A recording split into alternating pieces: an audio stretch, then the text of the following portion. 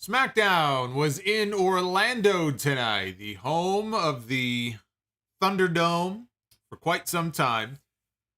And I don't even know how this is possible, but somehow those old Thunderdome shows were more entertaining than the last few weeks of SmackDown. SmackDown seems to be getting progressively worse.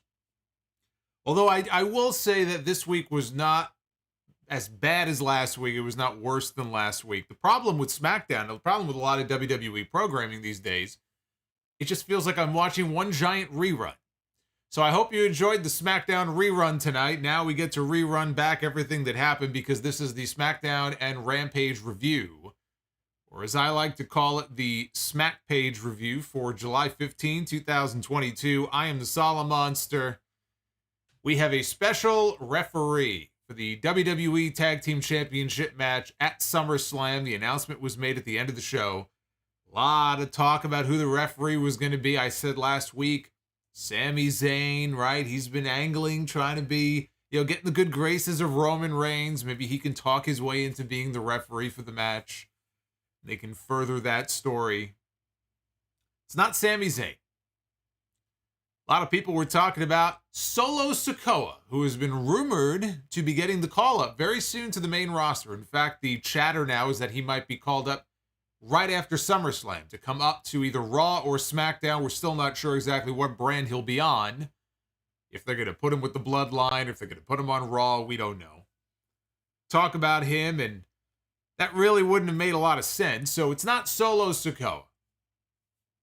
The special referee for the Tag Team Championship match at SummerSlam is going to be Jeff Jarrett. That's right.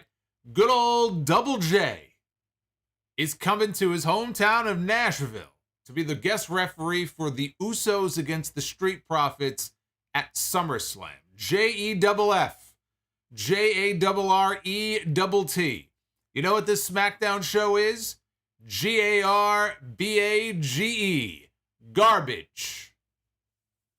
But we're going to get Jeff Jarrett at SummerSlam, right? Old Slapnuts is coming back. Can't wait to see Slapnuts, right? What was it that, the famous quote, broke 6,000 guitars, didn't draw a dime? I wouldn't go that far. I just love that quote. Was that Mike Graham? I think that was Mike Graham who made that comment. Hey, shout out to Ted Evans. Ted Evans is getting us started in a great way here tonight, dropping a $50 super chat here. Ted, I hope you're having a good Friday night. Going to get to his super chat and all of your super chats a little bit later on. I will read and try to answer all of your super chats as I do each and every week.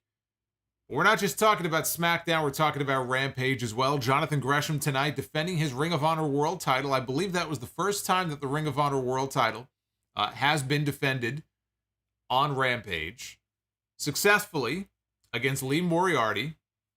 We found out, and I didn't check out the spoilers or anything, so I didn't know about this, but after the match, we come to find out the next challenger for the Ring of Honor World Heavyweight Championship, because we have a pay-per-view coming up in 8 days.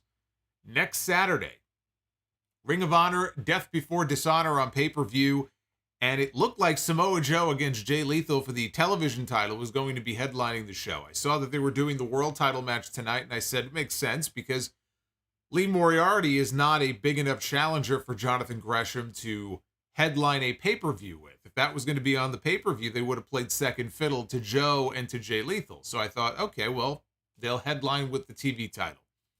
No, they're going to headline with the ROH World title, and it's going to be Jonathan Gresham defending against Claudio Castagnoli, who for years was a big name in Ring of Honor and really cut his teeth there and among other places, but has never held a world championship. In Excalibur on commentary tonight, he impressed that upon us numerous times. That was clearly the go-to line, pushing the fact that Claudio has never held the world title. Kind of like just the generic, not Ring of Honor world title, just any world title.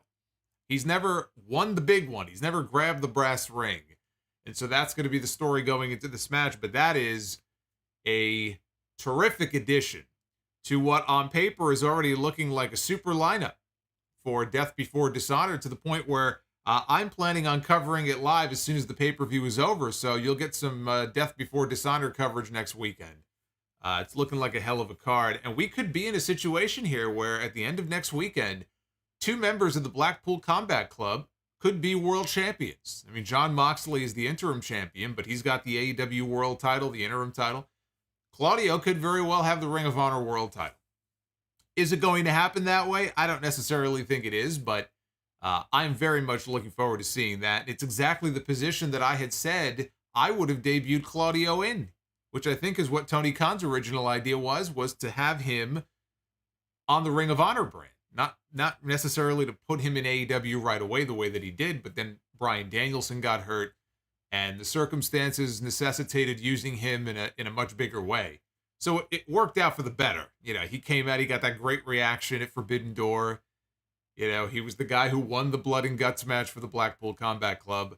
So it all worked out, but it does feel like Claudio was the perfect person to not only have as one of your top names in a brand new revamped Ring of Honor, because he is someone who I think fits in on that Ring of Honor brand, but he's also a former Ring of Honor name, and he is somebody who never had the chance to win the world title and run with it. And you know what? He wasn't ready for it at that time. Claudio back in 2008, 2009, 2010, he wasn't ready for it at that point. Nobody can honestly say that Claudio wouldn't be ready to be a world champion in any organization. So I'm very much looking forward to that. Hit that like button. Like I said, super chats are open. We'll be going through them here in a little bit. Original Project and Christopher Bergs have re-upped as channel members, and Super Shinkin Red and Magic Mac Music are brand new channel members. So I want to welcome all of them to the channel and say welcome to the family. If you want to join, the join button is down below. Give it a shot. Well, we're going to start out with SmackDown here. I know, way to bring the mood down, but we are here to talk about SmackDown. We are about 2 weeks away from SummerSlam. I know some people probably are forgetting the fact, because look, SummerSlam has never been held in July before. We are heading into the first ever July SummerSlam. We already had Money in the Bank a few weeks ago, so it's a little weird, having SummerSlam in the same month. But it is coming up in 2 weeks, even though it doesn't really feel like it. Michael Cole was in the ring to open the show to introduce his broadcast partner, not your typical opening to SmackDown, where the lead announcer would be standing in the middle of the ring introducing his sidekick. But he did introduce to us the newly extended Pat McAfee. He did sign a new contract, a contract extension a few weeks ago that's going to keep him around for many more years. And Pat McAfee came out. He got a nice reaction. There was no neck brace for Pat on the show tonight, even though he was wearing one after Money in the Bank after he got attacked. He was at the UFC show. He was spotted in the neck brace. He was all good. He was good to go tonight. He apologized to the fans for having to listen to Corey Graves last week because, of course, Pat was not there. So taking a little shot at the Monday Night Raw announce team. McAfee said that his neck was bruised but not fractured. He said that he knew Happy Corbin back when they were rookie teammates or roommates together when they both played for the Indianapolis Colts. Back then, he said Corbin had hair, he had a bad body, but he praised his work ethic. He said Corbin went on to become an insufferable douchebag. A fan in the crowd at this point said something to Pat, probably made a comment about Corbin, a derogatory remark. I didn't hear what it was. And Pat looked over at the fan and said, "This ain't TV 14 yet." Referencing, of course, the report this week from Andrew Zarian that Monday Night Raw would be going to TV 14 starting this Monday. He pulled back on that report. It does sound like it is something that is going to happen, but it's not going to happen this week. And I will have a lot more to say about that on Sunday because, to me, it's much ado about nothing. It's not anything to get excited about. Whether it happens or not, that is not the move that USA Network should be making. And I'll talk more about that on Sunday. But I love the fact that Pat, there's no way that they, I don't think, sent him out there to make any kind of reference to that. Pat just kind of does his own thing, right? I know they feed lines. Vince McMahon is probably in his ear feeding him certain things, but Pat just, he says, he reacts. He says what comes to mind. It's one of the things I like about Pat McAfee. But the whole TV-14 thing, it doesn't even matter as far as SmackDown goes because it's a USA Network thing. So whether Raw goes TV-14 or not, it will not have any effect on SmackDown. So it won't even matter. Corbin interrupted on the big screen. He was in the back. Told Mcafee to stay in his own lane. He said that he should take a seat behind the broadcast table where he belongs. Corbin said he's a fighter, whereas Mcafee runs his mouth and used to punt footballs for a living. Hey, if I could punt footballs and make the kind of money that Pat McAfee made, I would gladly punt football. I'll punt anything you want me to punt. I'll punt a child like Snitsky did. You pay me that kind of money, I'll punt anything you want. So Corbin picked up his arm, and he showed his arm on camera, and his arm had all these welts, and they looked like bruises, but they had like these red welts all over his arm. He claimed that they came from sitting in McAfee's chair last week, or maybe it was from being too close to the WWE fans. Corbin said it's like monkeypox or something. He said that he was staying away from McAfee because of his rash, but he would see him at SummerSlam. I like that they acknowledged the backstory, the little bit of history, the legitimate history that the two of them have together. It started with the meme online. People were posting photos of them back when they were younger, back in their football days. So I like the fact that they acknowledged that instead of just completely ignoring that the two of them have history together. McAfee and Corbin may end up being one of the best matches on the entire SummerSlam card. Corbin, we make fun of Corbin and everything, and I do think most of the time he's just a fucking bore. But it's not as if he's a bad worker. McAfee has proven to be very adept at this. He hasn't had too many matches, but every one of the matches that he has been involved in, about 3 of them so far. 2 NXT matches, the match with Adam Cole, and then the War Games match I believe that he was part of, and then the WrestleMania match with Theory. All of them very good. Excellent. Very entertaining.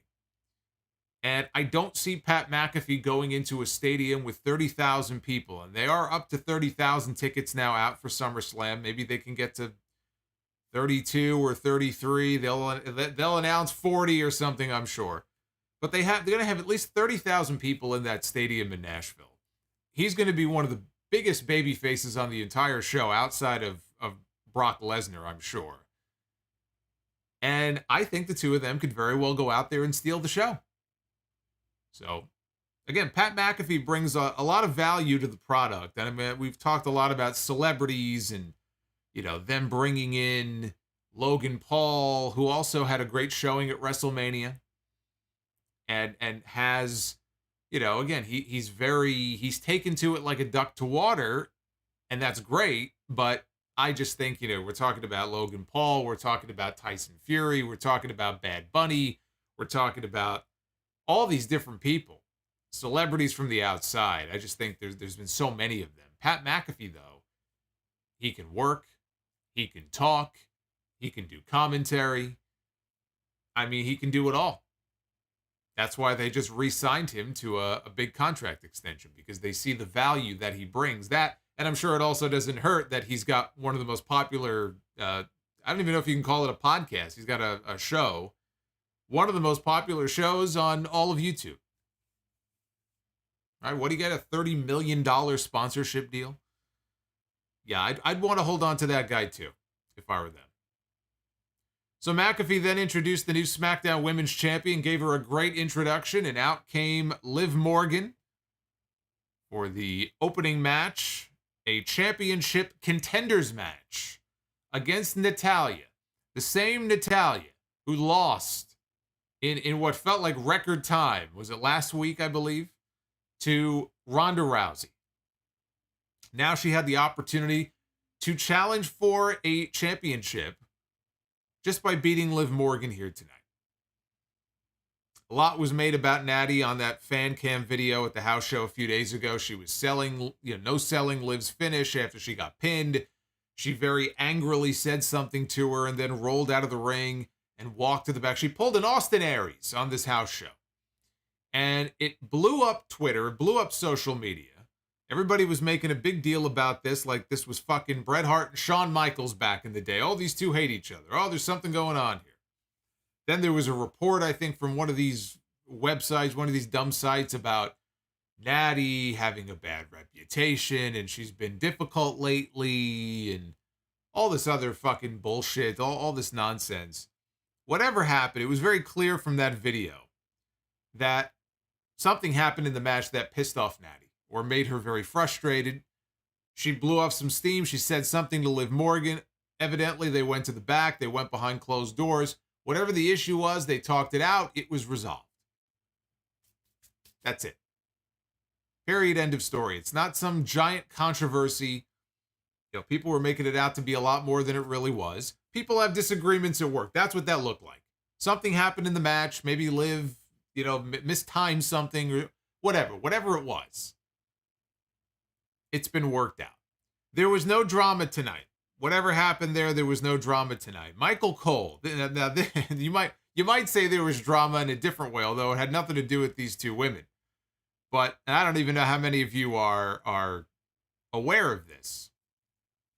But Michael Cole told Pat McAfee on commentary at the beginning of the match, he goes, Pat, once Pat put the headset on, he said, Pat, you are trending number 2. You're trending number 2 worldwide on Twitter behind Ricky Martin for some reason. And I thought that was odd just because usually WWE will only acknowledge things when they're trending number 1. Right? It's very unlike them to say, hey, we're trending number 2, we're trending number 3, we're trending number 10. Like they don't do that, right? So I thought that was kind of odd. And also I was kind of curious, why is Ricky Martin trending? So Michael Cole mentions this and Pat McAfee made a comment. He said something about living La Vida Loca. Well, then I looked up why Ricky Martin was trending, and clearly Michael Cole and Pat McAfee and probably the people in the truck at that moment did not know why Ricky Martin was trending. Had they known why Ricky Martin was trending, they probably would not have made any reference to Ricky Martin. And so for those who don't know, the reason that Ricky Martin was trending tonight, and probably still is because Ricky Martin is accused of domestic violence. He's been accused of domestic violence by his 21-year-old nephew. Yeah. He's been accused of domestic violence by his 21-year-old nephew, and apparently he faces up to 50 years in prison under these incest laws that they have in Puerto Rico. That is, of course, if these allegations are found to be true. That's all they are right now, are allegations. But these are some pretty heavy fucking allegations here. Some pretty, twisted shit. Of course, he denies it, and we'll see where all of this goes. But, yeah, he got the top trending spot in the world. I think he's got that pretty much locked up for the rest of the night. It does give a new meaning to living La Vida Loca. So Liv Morgan won with the Oblivion. After the match, Kayla Braxton got in the ring to interview Liv. She said that she couldn't help but notice. This is Kayla talking now. And Kayla says, I couldn't help but notice that your win over Natty wasn't quite as dominant. It wasn't quite as impressive, basically is what she was saying, as Ronda Rousey's win last week over Natty, which was quick. It was 2 minutes. It was dominant. It was decisive. And she was basically putting down Liv Morgan. I actually kind of liked it because, usually they have these WWE interviewers. They have these women, typically women, right? That whether it's Kayla, it used to be Renee Young. Now they have this Megan Morant woman. They always make them sound so dumb, right? They make them sound like such fools when they're out there. Here, Kayla actually sounded human. She was making a legitimate observation. She says, your win wasn't quite as dominant and quite as quick over Natty as the one that Ronda Rousey got. And Liv said that she understood what she was insinuating, and she knew that she would enter SummerSlam as the underdog. She said that she's been the underdog her entire life, and she said you can call her whatever you want, but at SummerSlam, you will still call her champion. The point of the match was to position Liv Morgan as the underdog heading into SummerSlam. It's very clear that's the story they've settled on going into the pay-per-view. And it's a story that makes sense because she is the underdog, right? The story is the only reason, in the eyes of some, that Liv Morgan walked out of Money in the Bank as the SmackDown Women's Champion. is because she cashed in her briefcase on a woman who had just wrestled the match and had a bum knee. And that's the only reason she walked out as the champion. She hasn't proved to be a legitimate champion. That's the undertones of this. And at SummerSlam, she's going to get a fresh Ronda Rousey, a healthy Ronda Rousey. And she's not going to be able to win, and she's going to lose her championship. That's the story that they are trying to get you to buy into. And it's a very easy story to buy into. In a straight-up one-on-one match, Ronda Rousey should beat Liv Morgan. Right? 10 times out of 10, that's going to be the outcome of that match. So they're really driving home the point that Liv is the underdog. Liv probably isn't going to make it out of the month with the championship. They really want you to buy into that. And that probably means that Liv Morgan is going to leave Nashville as the SmackDown Women's Champion, because they're making so much of it. They're making it so obvious that this woman doesn't really stand a fair chance of beating Ronda Rousey that you have to think she's going to beat Ronda Rousey. Now, this happens one of two ways. Could she beat Ronda on another... I say another because she beat Ronda with a roll-up. Could it be a fluky type, straight-up clean win for her? It's possible. It's possible. But I don't see it going down that way. Either it's going to be a case where Liv is going to do whatever it takes to keep her title. That could mean a heel turn. Now, that sounds ridiculous because Liv has a lot of fans. Ronda Rousey, if anything, I think is the one that really would benefit from being turned heel. And I think, frankly, in this match, Liv is probably going to be the babyface, and Ronda, if anything, might be the heel. So to turn Liv, I think, would be ridiculous. I would love to see them turn Ronda. Even if that means Ronda wins the belt back, but she goes heel in the process. I would support that move because I think that's the right role for her to be in. I think Ronda right now is miscast. I think the better role for her would be as a heel with somebody else doing the talking for her. Whether it's Heyman or whether it's somebody else, maybe they link her up with Shayna Baszler and they make them a duo on camera because we know they're friends. That's the role I would like to see Ronda Rousey in if she's going to be on my television every week. So either Liv finds a way to cheat to win and turns heel, which I think would be dumb, or we see the return of Charlotte Flair. Charlotte Flair is going to be coming back very soon. We don't know when. It may not be at SummerSlam. It's going to be supposedly at some point this summer. Might we see Charlotte Flair show up at SummerSlam and distract or interfere in some way and cost Ronda Rousey the match? And that's how Liv Morgan retains her title. That's not really an ideal finish either. Because if you do that, if there's any kind of distraction, if there's any kind of outside interference, I don't see how that benefits Liv Morgan, because now she's coming out of 2 straight pay-per-views with a fluke win. And unless you are turning her heel, what kind of a babyface does that make her look like? She really does need to beat Ronda straight up. I just cannot envision that happening. Unless there's some kind of a turn involved, I don't see that happening. So anyway, they've tried to create a little bit of a story here with her being the underdog, and I think it's the only story for them to do. But I think it makes it more likely that Liv leaves the pay-per-view with that championship. Megan Morant, I mentioned her a few moments ago. She was standing in the back with the Money in the Bank winner, the men's Money in the Bank winner, Austin Theory. He was boasting about being the youngest Money in the Bank winner of all time, the youngest United States champion in history. Paul Heyman showed up and he asked for a moment alone with Mr. Theory. And he took credit for Theory getting the biggest break of his career. Now, I don't know exactly what he was referring to there. My first assumption is that he was referring to his time, Heyman's time, as the executive director of Raw. When WWE made Heyman the executive director of Raw, they made Eric Bischoff the executive director of SmackDown. He lasted all of 4 months. Bischoff was fired. He was gone before SmackDown even debuted on Fox. That's how great of a job he did. Paul Heyman lasted a little bit longer. I think he maybe he did a year. I'm not even sure if it was a full year. And then Vince McMahon relieved him of his duties in that position, and Heyman just went back to being an on-air, on-screen talent. During the time that Paul Heyman was the executive director of Raw during the empty arena PC era, what he was trying to do was push a bunch of younger, newer talents on TV. One of those talents was Austin Theory, who they called up prematurely. They called him up, though, from NXT. And if you remember when he was initially called up, they paired him off with Zelina Vega and Angel Garza. I think Andrade may have been involved. At some point, though, he transitioned over to Seth Rollins, and he was one of his apostles, and it was Rollins and Murphy and Theory, and, you know, that went on for a little while, but then eventually he was called back down to NXT. It's like being dragged back down, although Hell is actually the main roster, so you can't really say he was dragged back down to Hell. It's almost like the upside down in Stranger Things. It's all in reverse, but he got dragged back down to NXT. And I think that was the right move to make. I think that extra time in NXT was beneficial for Theory.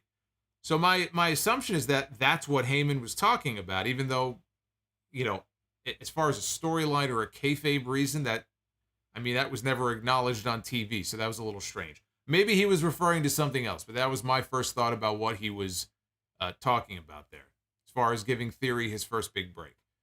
Heyman said the idea of Theory cashing in his Money in the Bank made no business sense, and he implied that the real money was, in Theory, challenging Roman Reigns in a pre-scheduled match on another show. Theory told Heyman that he intends to cash in on Roman Reigns or Brock Lesnar at the end of SummerSlam, and then maybe he'll need his own advocate coming out of the show once he's the champion. And Heyman did not like that. He did not like that very much. He was not very happy about that. Yeah, you know, he could have, you know, critical flaw, I thought about that too. The idea that maybe Heyman was referring to him pulling the strings behind the scenes to get Theory into the men's Money in the Bank ladder match. I kind of just chalked that up to he's Vince McMahon's guy, right? He was Vince McMahon's protege on TV. So it was Vince McMahon who got him into the Money in the Bank match. Now, you can be right, too. Maybe that's what he was referring to. I don't think so, though. And I think I'm right, and we'll find out a little bit later, because Heyman did the exact same thing and gave the same exact speech with somebody else. So they played the music for the Viking Raiders, but instead of being Eric and Ivar, it was Kofi Kingston and Xavier Woods cosplaying as the Viking Raiders. So we had geeks cosplaying as geeks. Sounds like Comic-Con here on SmackDown tonight. Woods called himself Eric the Gross. Kingston said he was Ivar the Ugly. Here's some of that PG humor for you. Don't think it would be any better if it suddenly became TV-14. You'd get a few extra cuss words and probably some fart jokes, and they'd call it TV-14. They said that the Raiders played a lot of Assassin's Creed Valhalla and watched all of the Thor movies, and so now they're resorting to underhanded tactics. That brought out the real Viking Raiders, who were not amused by any of this. They said the only words left to describe the New Day once they're done with them will be mangled and broken. Woods and Kofi mocked them some more. You know, you could say the same about WWE Creative. After they were done with the Viking Raiders, they were left mangled and broken. So Woods and Kofi mocked them some more. Ivar went to go speak, and then he stopped himself. He just dropped the mic, and they started walking down to the ring. And they had a tight shot. They never cut back to the ring. And that should have been a giveaway that somebody was coming from somewhere. They had this tight shot that they stayed on. I mean, Kevin Dunn, if you have a cat, right? When I had a cat, one of the things that I always used to amuse myself by doing, she probably wasn't amused by this, but I always found it amusing. If you have a cat and you take your hand and you hold down the cat's tail, doesn't have to be for a long time, could be 10, 15 seconds, right? Just hold down the tail so they can't move their tail, and then let go. That tail is going to go flipping and flopping around all over the place, right? They can't help themselves. That was Kevin Dunn, sitting in the truck as they were filming the Viking Raiders coming down to the ring because he couldn't do one of his camera cuts. He was dying. He was going to cut this way and cut that way and cut to the back and cut to the ring and cut to the ceiling and cut to the backstage area. He was ready. Oh my God, I can just picture him sitting in that chair in that truck. His leg was tapping, right? His leg was tapping. He looked like he needs a cigarette right now. He couldn't wait. He couldn't wait to cut to a different shot. But they held that tight shot. And all of a sudden, here comes Jinder Mahal and Shanky from out of nowhere. And they attack the Viking Raiders. This was after Woods had blown his horn. He had some kind of a horn. He blew it. I guess that was the signal for Jinder and Shanky to show up and to jump these guys. And then Jinder and Shanky got in the ring and celebrated and they danced. I mean, Jinder didn't. Jinder still is not into the dance stuff, but Shanky danced with the New Day, and that was the segment. This was a fucking waste of time. That's what this whole segment was. This whole segment was a fucking waste of time, as most of these segments are on these shows. Backstage, Kayla introduced Ludwig and the Intercontinental Champion Gunther.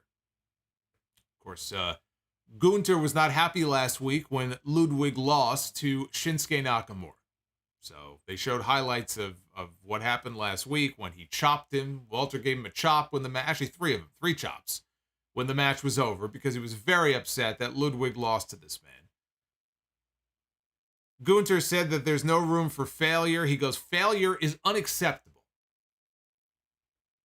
Braxton said that there would be a rematch between Kaiser and Nakamura next week. Gunther then ordered him to open his jacket, to unzip. He had like a track jacket on so he could expose his chest. And he didn't want to do it, but he said, take your jacket off. And he ripped the jacket open and he gave him a hard chop right across the chest. You could feel it. It reverberated through this man's body. And Kaiser just crumpled down to his knees in a heap. I'm starting to get worried. Last week I said, no, they're not splitting him up. It's just, Walter showing that, he won't tolerate failure. He doesn't like losing. So now they're going to stick with this, it looks like. This is going to be the new gimmick now where he's going to turn this guy into his whipping boy every week. He's going to abuse this man every single week. And I'm starting to get a little bit worried that maybe they are toying with the idea, or they are leading, it is leading somewhere where these two are going to be split, which I think would be fucking terrible. These two are great together. I never would have taken Fabian Eichner out of the group, but I think Kaiser, the whole Kaiser and Walter act, it just works. So I hope, and I know I'm talking to the clown show here, but I hope that they're not seriously considering breaking these two up.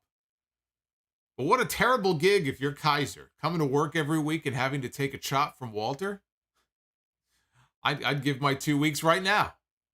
Who wants to come to work and have to deal with that every week? You look at the blackboard in the back. You have a listing of what's going on the show tonight. You see Kaiser chopped by Walter every single week when you come to work. His chest is going to look like raw meat for the next 6 months. That doesn't sound like a fun day at the office to me. Speaking of no fun, we have a Lacey Evans segment to talk about here. Oh, joy. Lacey Evans was supposed to have a match on this show with Aaliyah. That was the plan anyway. They were going to have a match together.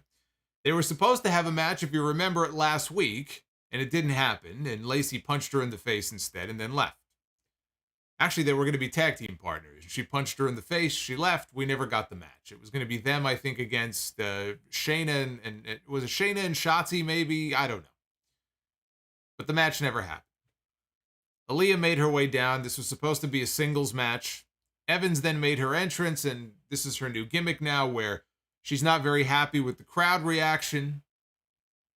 As she comes down to the ring, she feels the fans aren't showing her the proper amount of respect. She gets in the ring. She gets on the mic. She says, I may not be better than all of you, but you're definitely not better than me. She puts her life on the line for all these people. As she was saying this, the crowd chanted, "You suck," at her. She says she's an example of what the fans should be, but can't be, and they hate her for it. They hate us because they ain't us, right? They hate us because they ain't us. I was waiting for her to use that line. It was a great opportunity, and she didn't take it. Yes, quizzical. This is exactly what that is. This is just a variation of her debut segments. This is a variation of every single segment that we have seen this woman in since she came back. Hence why at the beginning of the stream tonight, I referred to SmackDown as a rerun. This show is one giant rerun every single week. That's what they should call the show. Rerun on Fox. You missed it last week? No worries. You'll get to see it again tonight. And if you miss it tonight, well, don't worry about it because it'll be right back on the air next week. You won't miss a thing. Who needs DVR? This is a DVR-proof show. You don't need DVR. You can take SmackDown off your DVR right now. It's completely unnecessary. Just watch the show next week. It's not going to be much different. There might be little subtle changes here and there, but for the most part, it's pretty much the same fucking show. So then she apologized to anybody that she may have offended. It was not a legitimate apology, though. They started giving her the what treatment as well. I was giving her the what treatment, and you know my thoughts on the what chant, and I'm sitting here going, what? After everything that she said, because I felt the same way that this crowd did. Fans booed. She took issue with them not accepting her apology. She then told the fans to go to hell, and she dropped the microphone, and she left the ring. That was it. That was it. That was the entire segment. I don't know how I'm going to get on with my weekend now. I have a confession to make to all of you. I really don't know what I'm going to do because we didn't get the match tonight between Lacey Evans and Aaliyah. My weekend is ruined. I was looking forward to this. This was going to set the tone for my entire weekend. I've worked hard all week, right? Everybody works for the weekend. And then we didn't get the match, and I am just devastated. And I don't know what I'm going to do with myself now. What am I going to do now? I didn't get to see Lacey Evans against Aaliyah. What the fuck am I going to do with my life now for these next 2 days? How am I going to get through this weekend now? All of my energy, everything, it's all gone now. I don't want to do anything. I'm going to be like the guy from the show just popped out of my head. It's one of my favorite shows. Narcos. There we go. Jesus. Walking around, right? The memes of him just sitting around, walking around, waiting for something to happen. That's going to be me all weekend now because I didn't get the match that I was so looking forward to. I'm going to try to get on with my life, but I'm not happy about it. By the way, I also love how Aaliyah gets sucker punched last week by this woman. So this week, Lacey comes back out, cuts another speech in the ring while Aaliyah is just standing there.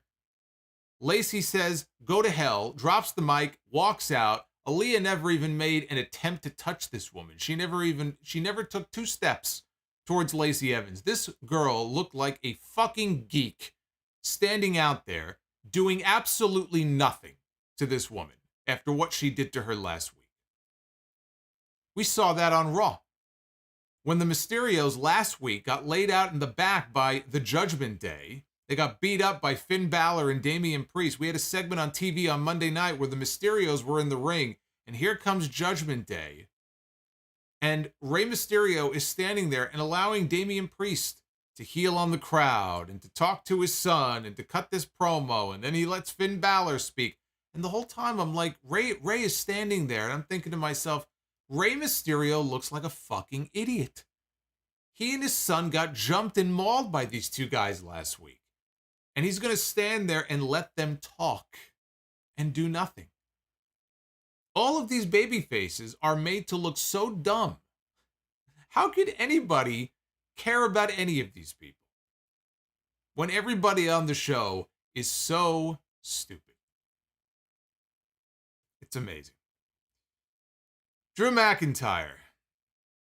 He made his entrance ahead of what was supposed to be a match with Sheamus to determine who would go on to Clash at the Castle in September to challenge for the undisputed WWE Universal Championship.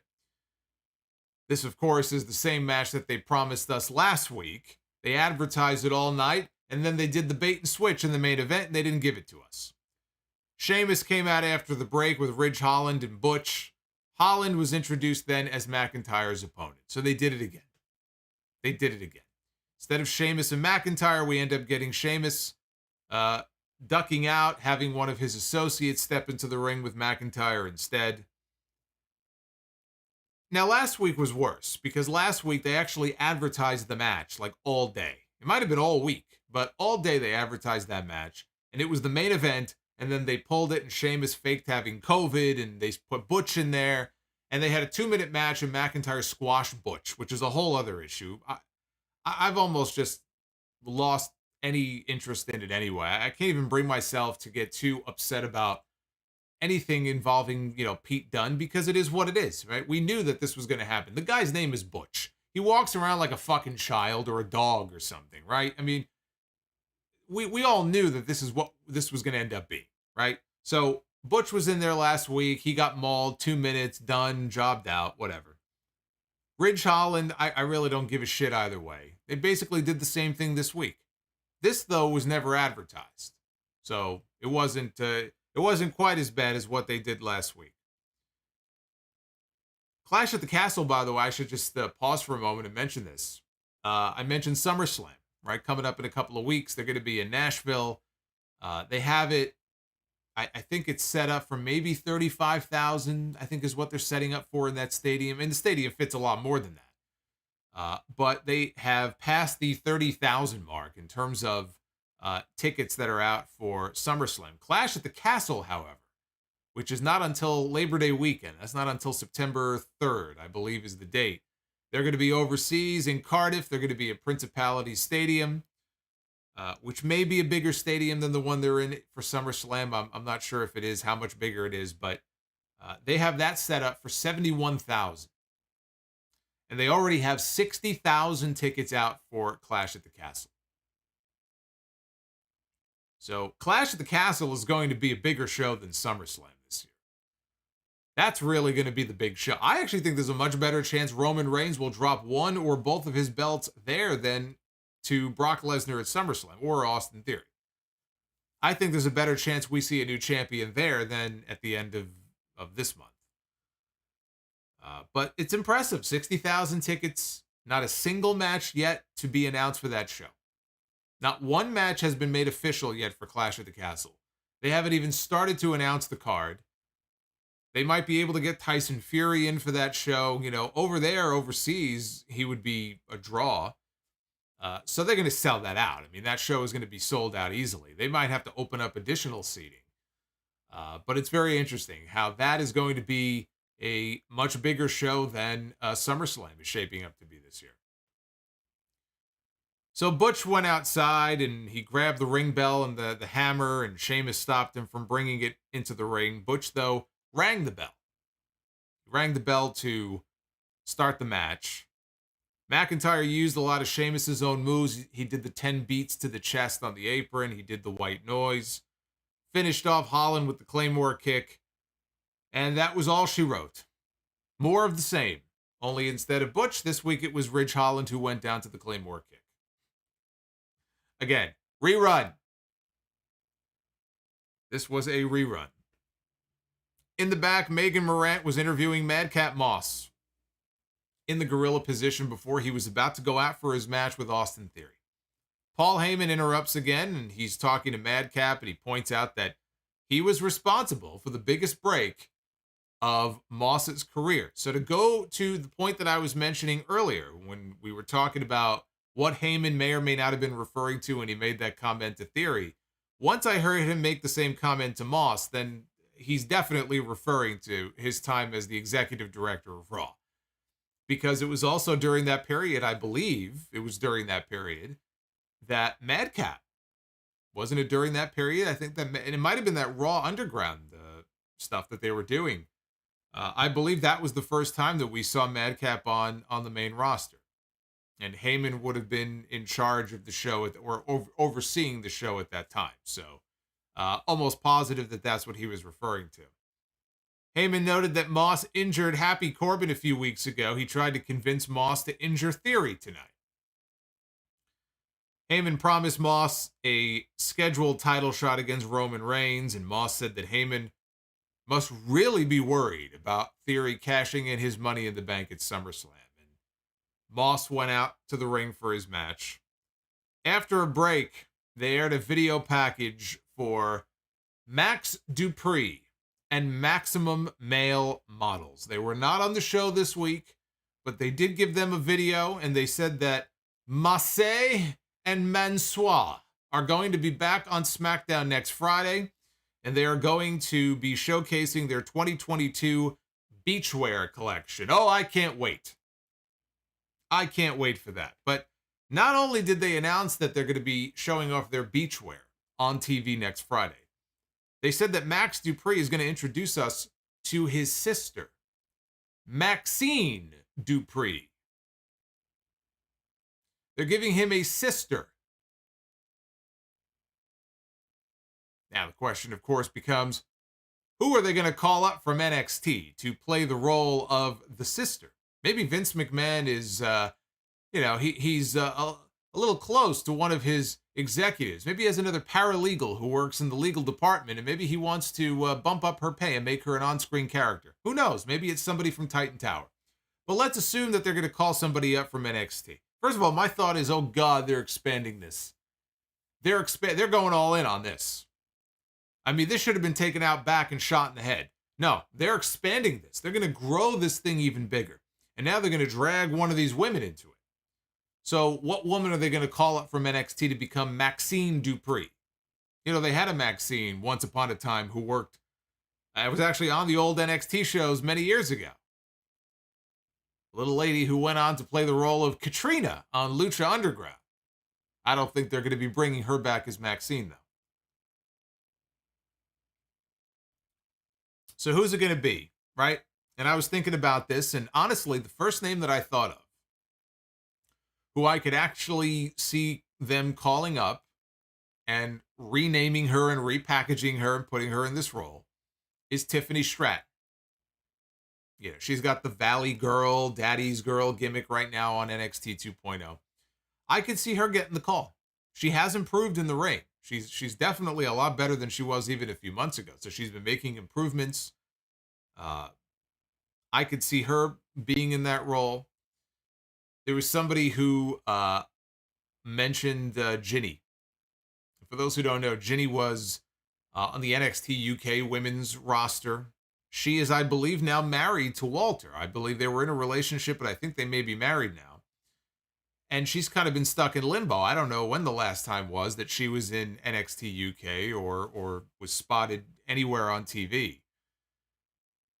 Walter's here now. He's on SmackDown. Maybe that's a role for Ginny.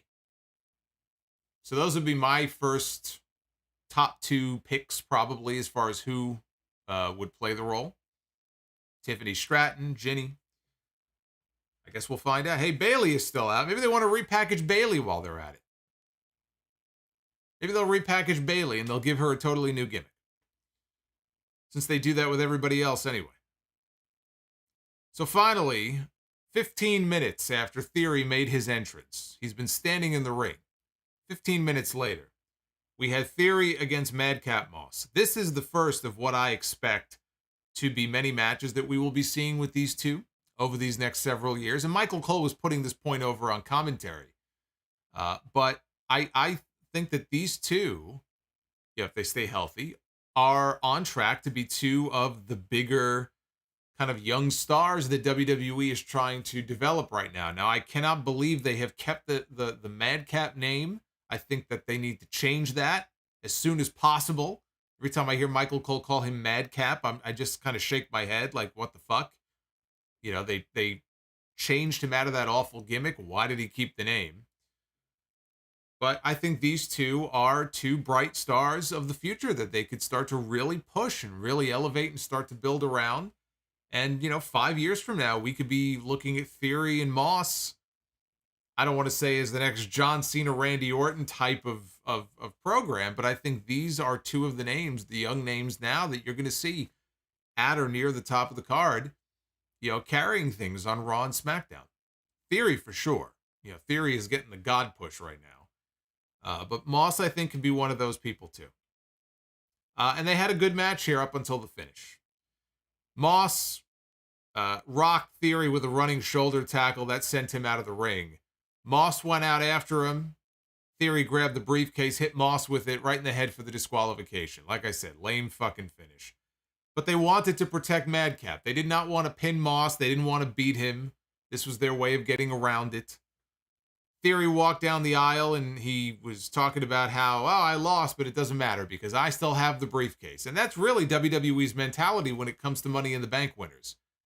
We are seeing it now with Austin Theory play out much the same way that it's played out with a lot of other people who have held that briefcase, where they win the briefcase. Even Daniel Bryan, when he won the briefcase. Same thing with him. They win the briefcase, and unless they win the championship right away, right, if there's any period of time where they hold on to the briefcase, WWE thinks, well, they're bulletproof because they have the briefcase, so we can beat them. We can pin them on TV every single week.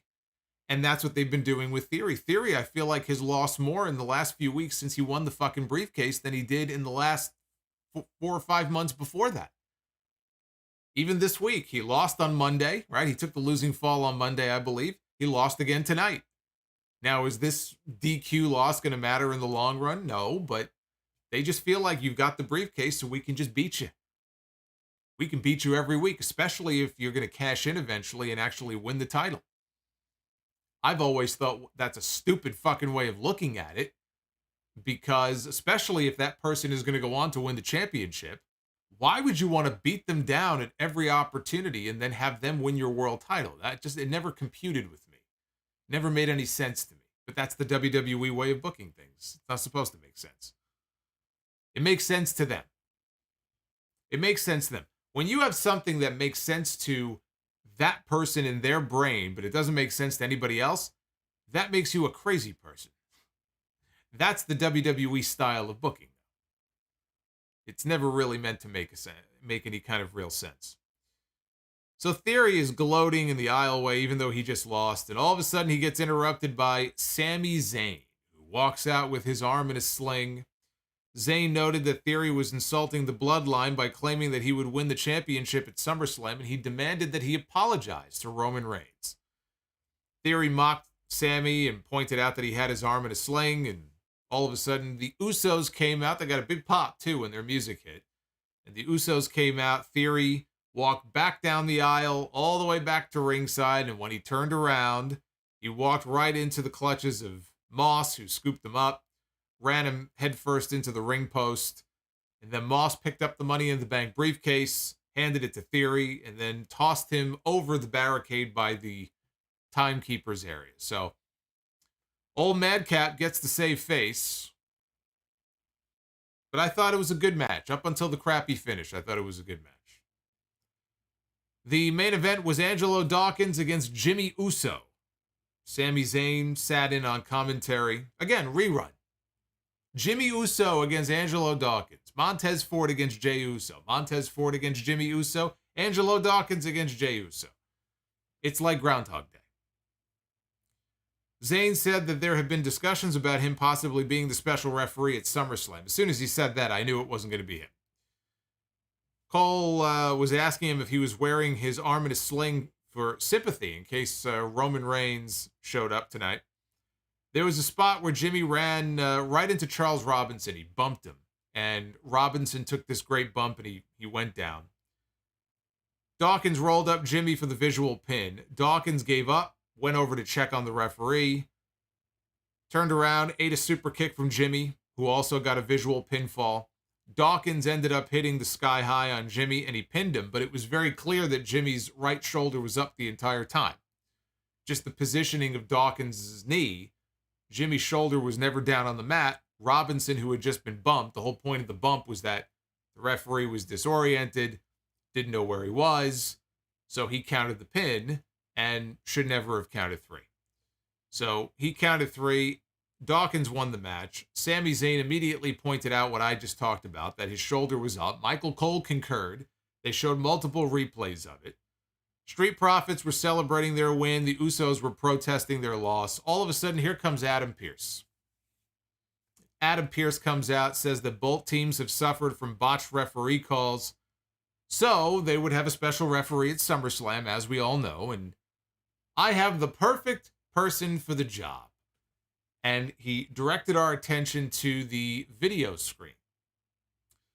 And they proceeded to show us a Jeff Jarrett highlights video.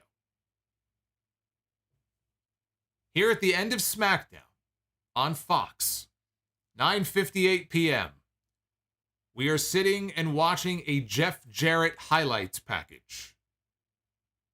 Fucking Jeff Jarrett is going to be the referee for this tag team championship match at SummerSlam with the Street Profits and the Usos. Why is Jeff Jarrett going to be the referee? Because Nashville. That's literally the only reason why Jeff Jarrett is going to be the referee. He already works for the company.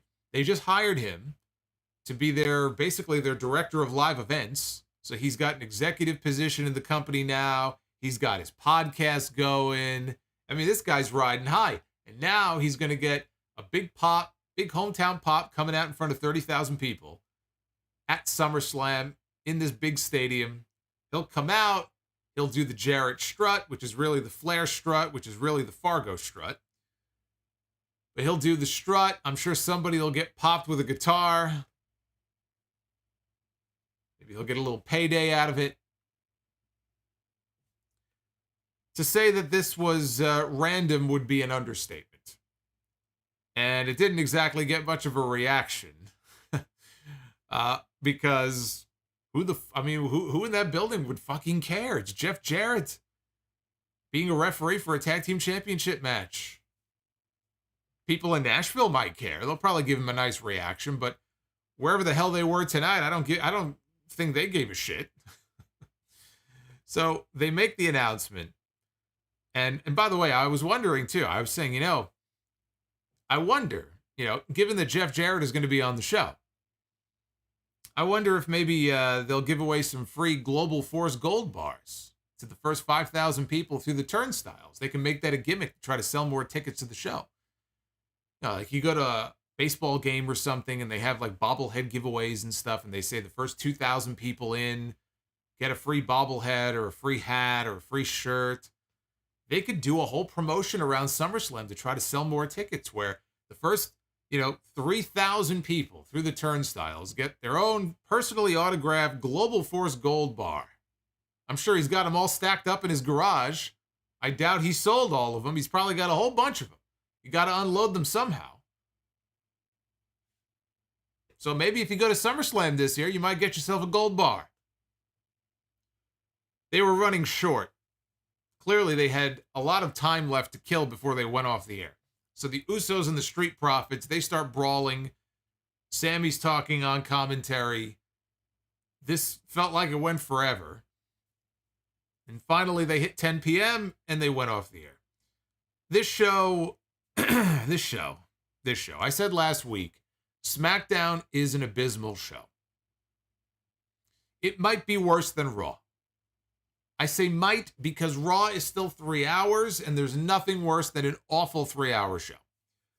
But I think the quality of SmackDown has dipped so much that it might actually be worse than Raw on most weeks. This show this week was not worse than last week's show, but it was still awful. And I don't know what else to say about it at this point. Clearly, they're lacking in star power. When Brock isn't there, when Roman isn't there, it's very noticeable. But even if Roman was on the show, it's not as if the show would magically be better. The fact that they are devoid of these big names just makes it that much worse, because it just feels like there are no real stars on this show. When those guys aren't around, there are no real stars on this show. But just the quality of the show. Last week, we had 13 minutes of action. We had more wrestling this week, but again, still, for the most part, short matches. In some cases, no matches. People walking out before the match even starts. Segments and angles and gimmicks that who could possibly get invested in any of this? Who could possibly care and be truly entertained and interested in so many of the things that are going on this show right now? And we're heading into the second biggest, or depending on if you're a Royal Rumble fan, third biggest show of the year. This year, it'll be the fourth biggest, because Clash at the Castle is shaping up to be bigger than SummerSlam. So Brock Lesnar is going to be back on the show. Speaking of star power, they'll get a little bit of star power back next week. because Brock Lesnar is going to be back on the show next Friday. And as if it wasn't bad enough that Maximum Male Models is going to add another victim to their roster, and we're going to have the beachwear unveiling or whatever they're calling it next week. In addition to that, you all have something else to look forward to next Friday, because Liv Morgan and Ronda Rousey are going to go face-to-face before their match at SummerSlam. And that means that Ronda Rousey is going to have a microphone in her hand. Oh boy! That's never a good thing. But that's something to look forward to next Friday. We switch over to TNT. It was the 50th episode of AEW Rampage, and it opened with Malakai Black and Brody King taking on Alex Reynolds and John Silver of the Dark Order. We had some good action, but there wasn't any drama really in how this was going to go. It was, John Silver and Alex Reynolds. John Silver is very good. Alex Reynolds is fine. John Silver, though, when he gets those hot, fiery babyface comebacks, he's a lot of fun to watch, but they are slotted in at a certain level on the show. So they're not going to win the match. Doesn't mean they still can't go out there and have a great match, but this wasn't a great match. This was fine. As an opener, I thought that this was it was good. Reynolds ducked a kick from Black. He got the tag to Silver. Took Malakai down with a flying uppercut. Silver got a near fall after an angle slam. It was Reynolds who took the losing fall, though, to Dante's Inferno from Black and Brody King. The real eventful stuff happened when the match was over. House of Black is making their way up the ramp. They're going to the back. All of a sudden, here comes Darby Allin. I didn't even see where this guy came from. It wasn't as if he was already just standing there and people could see him. It was almost like he was in the shadows, somewhere on top of the entrance tunnel. It might have been the heel tunnel on the left. And then from out of the shadows, he comes running like a bat out of hell off the top of the tunnel, dives off, and lands on Brody King. I don't know. Maybe he was kneeling down or something. I think his buddy over there, Sting, is rubbing off on him. This guy, he knows how to hang back in the shadows where you can't even see this fucking guy. But he launched himself off. He landed on top of Brody King. And so Darby and Brody now, he's on Brody's back and he's like an annoying bug, and Brody is trying to get him off. They brawl off into the crowd. Well, here comes Sting out of the babyface tunnel. He walks out. Malakai Black is on stage. Sting is on stage. They're having a staring contest. Remember those staring contests that Conan would have with Andy on his show? They were having a staring contest. Meanwhile, Darby and Brody are brawling in the crowd. And people are going nuts, though, for Sting and Malakai on stage. That's really what people are into. I'm watching this, and I have to say, looking at the two of them staring each other down on stage, I am intrigued by the potential of a match between Malakai Black and Sting. And I think in part because it's one of those matches that I just never really thought about. Right? Sting against Malakai Black. I mean, why would they do that match?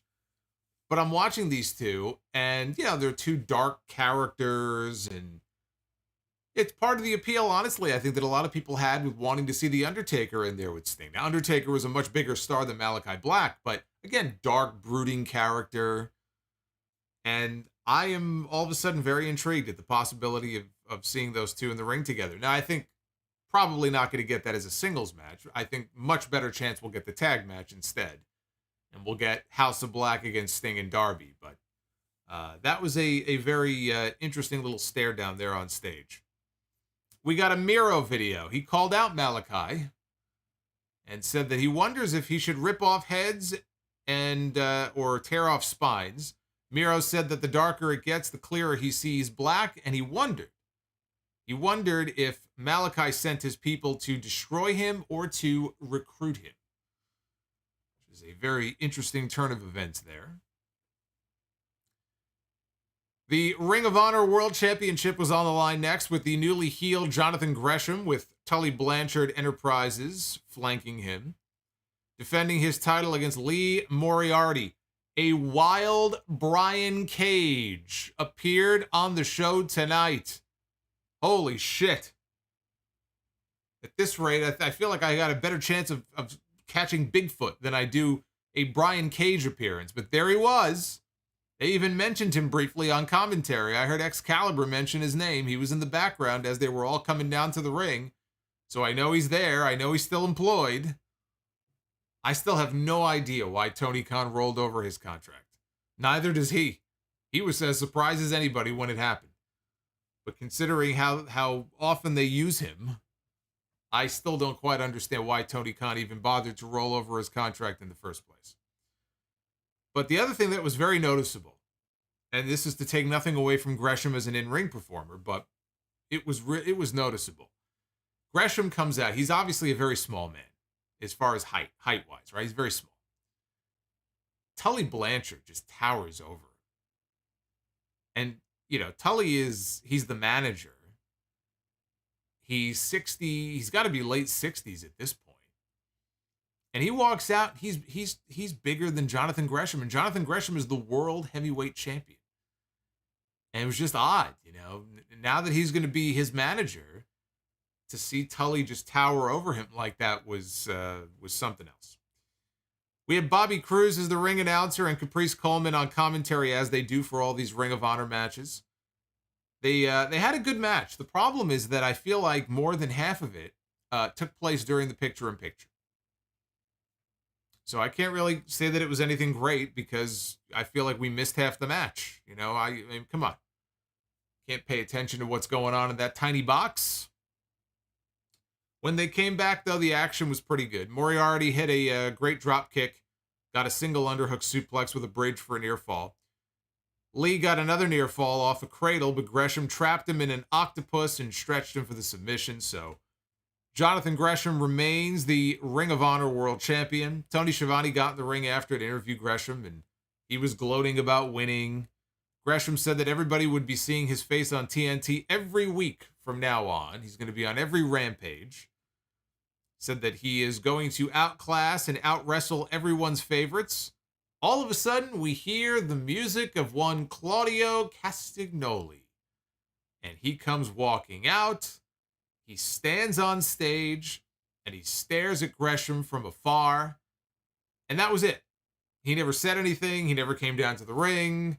There was no back and forth. There was nothing. It was so quick. And they just cut to the next segment. But I love it. I love, as I said at the beginning of the stream, I love the idea that they are going to use Claudio not only as a member of the Blackpool Combat Club, but they will position him as one of the top names on that Ring of Honor brand. If it were up to me, I'd make him the champion. Claudio should be on AEW television as well, but he should be the Ring of Honor World Champion. Whether you make him the champion next weekend, if you build to it, he is a guy who I think if you give him the ball to run with, he'll run with it. If you want to put the championship on somebody and eventually groom another kind of newer, younger guy to take the title off of him, or if you want to put the championship on someone who has some name value on a national scale, as he does, being on WWE television for so many years, right? It does mean something. And somebody who we know he can go in the ring. We know that. But somebody you can really build around at the top of that division. Jonathan Gresham, very talented guy. Not saying that he shouldn't be in the mix. But if it's up to me, Claudio's my guy. Claudio is my guy. So I love the fact that they have added this match now to the Death Before Dishonor card. I think it's a great idea to headline the show with that. It's smart, too, because, again, he debuted only a few weeks ago, got a big win at Forbidden Door. They gave him the winning fall in the Blood and Guts match. He beat Jake Hager on TV on Wednesday. He is undefeated. He's unbeaten so far in AEW. That begs the question. Do you beat him next Saturday on the Ring of Honor show? Does he suffer his first loss on a Ring of Honor pay-per-view? That probably isn't going to be seen by all that many people. does it make sense to have Jonathan Gresham be the one to hand him his first defeat? I don't think the people are going to be very happy if you do a main event that has some kind of a non-finish or a draw or a DQ. So if they want to give people an actual finish, you're either going to beat Claudio straight up and he's no longer going to be undefeated after just debuting, or you put the Ring of Honor World title on Claudio Castagnoli. I told you what I would do. I'm not convinced that that's what they're going to actually do with him. I feel like it would be, probably it feels a little too soon. They just announced the match. The pay-per-view's a week away. Do you want to have more than one match? Do you want to set up an entire program with the two of them? You could do that. It does feel too quickly, given how they only just announced the match tonight. But I just feel like he's the guy who should be in that position. I would have the title on him. I wouldn't have the title on Gresham. We got a backstage promo from Christopher Daniels, who was sticking up for Samoa Joe. He said that he's one of Joe's best friends, and he just might want to choke out Jay Lethal before Lethal gets into the ring with Joe at the Ring of Honor show. Daniels is still rocking that bloodshot eye. It's hard to believe, he got kicked in the face. He got kicked in the eye by, might have been Matt Jackson. Pretty sure it was in a match with the Young Bucks over a year ago. I think it was March of last year. They were still doing the pandemic shows at Daly's place. And he just got kicked in the face and his eye just filled with blood. And here we are, like almost a year and a half later, and the eye is still all fucked up. And he's talked about it before, and it doesn't hurt. It doesn't affect his vision. He can see perfectly fine. It's just freaky to look at. I mean, he looks like a pro wrestler, right? So, I mean, it's kind of cool, I guess, in a way, but it's crazy that they don't know if it'll ever resolve itself. His eye could resolve one day on its own, or he could be like that for the rest of his life. There's really nothing they could do for it. But it's been, it's been pretty much almost a year and a half at this point that his eye has been like that. It's kind of freaky. We had Athena and Kris Statlander against the Renegade twins. Athena and Statlander hit them both with drop kicks before the bell. They took Robyn Renegade out with a code breaker out of an electric chair drop, and then the bell rang.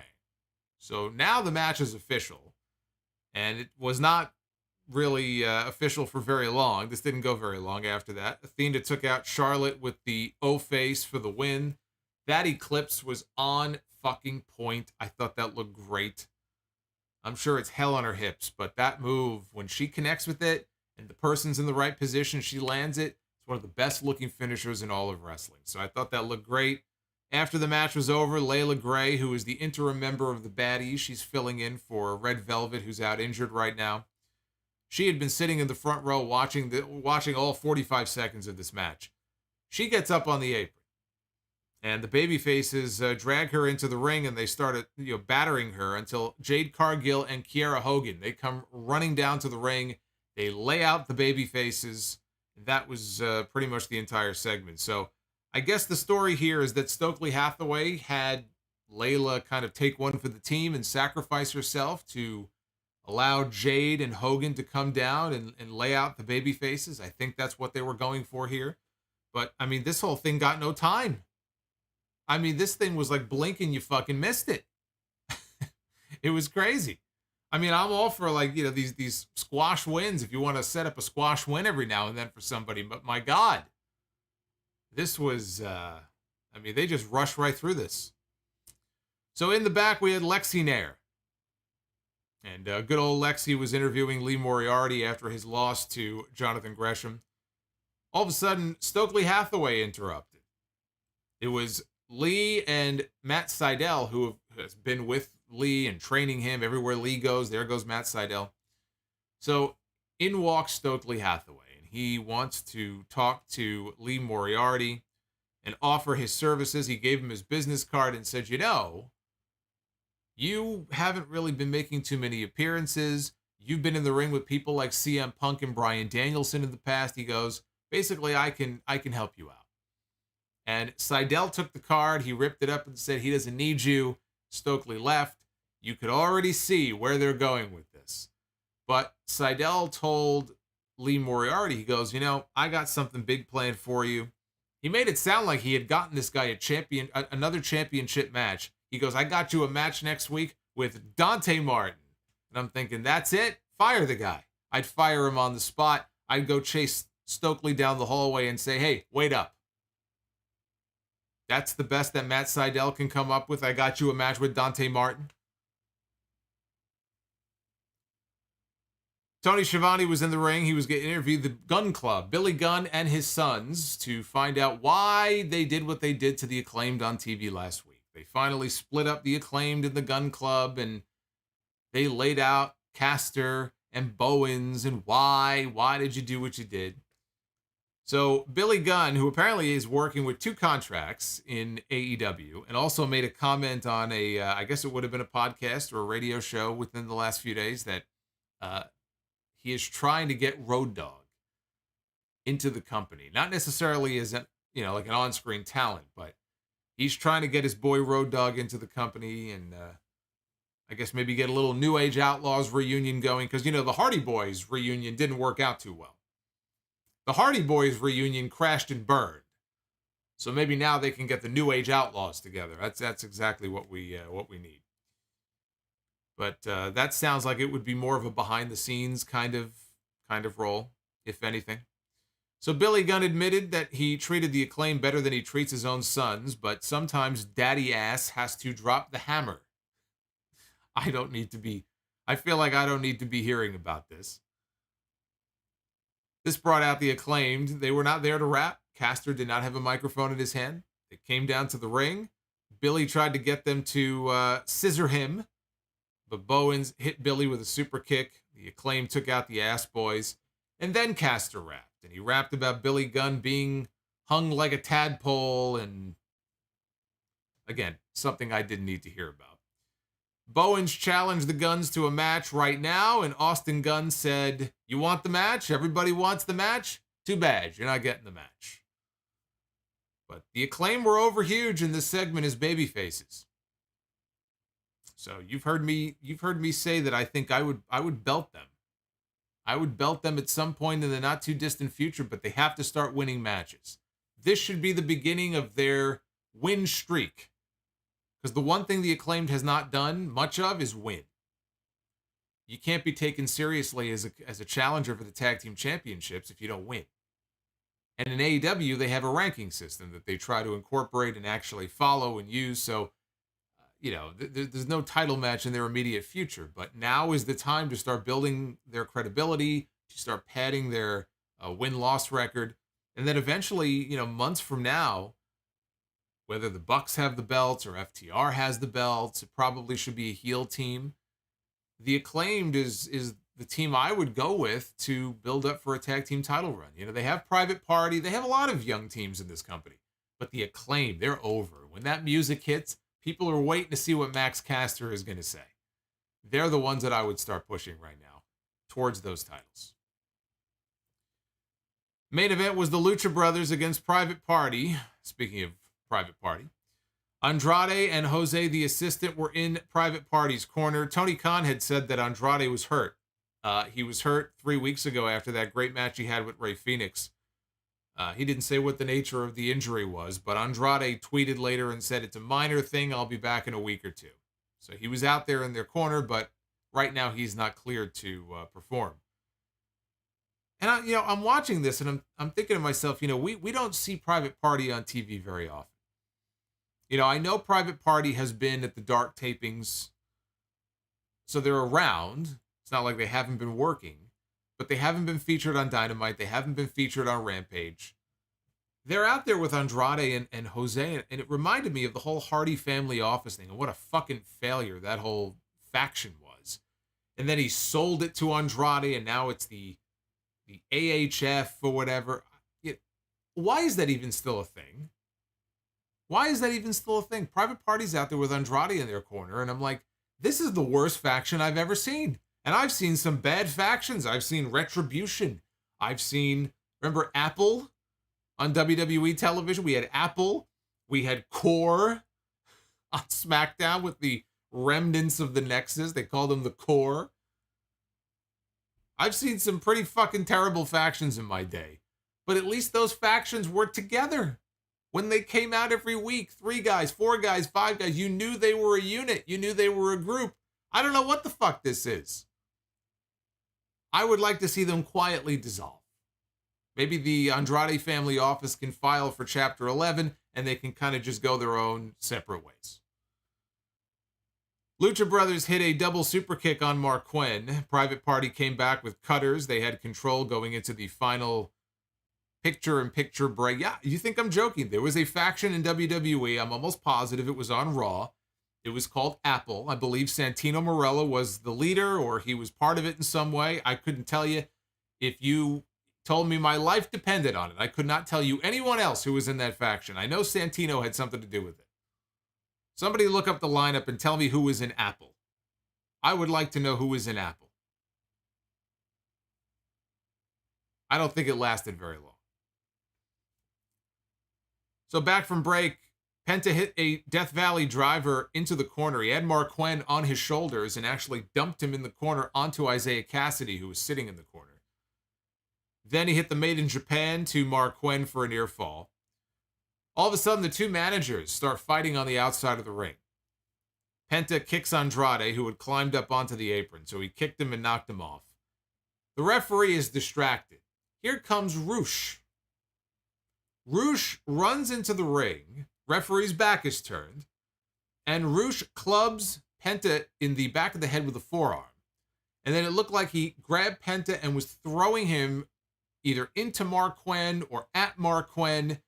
But I guess the idea is that Penta jumped up and ended up the momentum sent him over, and he ended up executing a destroyer to Marquen. That's what I got out of this whole thing. Because Roosh attacked Penta, but then Penta took out Marquen and then just tagged his partner, and it's like, wait a minute. Roosh ran into the ring and clubbed this guy in the back of the head, and it's practically like he no-sold it. The spot just looked weird. It came off very awkward to me. Phoenix, though, ended up hitting the Black Fire driver for the win, and they rushed right off the air. Almost as soon as the 3 count came, within seconds, they were gone. They rushed off the air, and then they were airing one of the Men in Black movies. I don't know if it was part 2 or part 3. I never saw part 3. I don't know if part 3 is worth it, but actually, I never saw part 2, now that I think about it. I saw the original. I doubt the sequels are as good as the original, right? So I probably don't even have to see them. But that was Rampage. A marginally better show than SmackDown. But to be honest with you, neither of these shows were very exciting tonight. So Dynamite on Wednesday, we have barbed wire everywhere. Deathmatch, Chris Jericho, the Painmaker, one-on-one with Eddie Kingston. Varsity Blondes take on Christian Cage and Luchasaurus. Brody King goes one-on-one with Darby Allin. Best Friends take on Jon Moxley and Wheeler Yuta. And on Rampage next Friday, we have Dante Martin against Lee Moriarty. And I believe, actually, that's the only match so far that they have announced. I would think that we're going to get Christopher Daniels against Jay Lethal, right? I mean, that was basically what Christopher Daniels said. He wants to get Jay Lethal in the ring before Death Before Dishonor. Well, Death Before Dishonor is next Saturday, so either Tony Khan announces the match for Wednesday, or he most likely announces the match for Friday. It seems like they're keeping the Ring of Honor stuff mostly to Rampage. So my guess is that in the next few days, Tony Khan will make the announcement. It'll be Christopher Daniels against Jay Lethal. That'll be a win for Lethal heading into his TV title match with Samoa Joe. Speaking of which, next Saturday, Death Before Dishonor, we have Mercedes Martinez defending her Ring of Honor Women's Championship against Serena Deeb. We've got Wheeler Yuta defending his pure title against Daniel Garcia. We've got Samoa Joe against Jay Lethal for the Ring of Honor television title. We've got Jonathan Gresham defending the Ring of Honor World Championship against Claudio Castagnoli. And we have FTR putting their Ring of Honor tag team titles on the line in a rematch, round 2, against Jay and Mark, the Briscoe brothers, and it will be 2 out of 3 falls. A match stipulation that both teams are very familiar with. We have seen the Briscoes in a lot of 2 out of 3 falls matches over the years. We've seen FTR have their share of 2 out of 3 falls matches. In fact, one of my all-time favorite tag team matches was not only FTR and the Briscoes from a few months ago, but it was 2 out of 3 falls, TakeOver Toronto. 2016, the Revival against DIY. That was a great fucking match. The Revival had great matches with DIY. They had great matches with American Alpha. I don't remember if they had a 2 out of 3 falls match with American Alpha, though.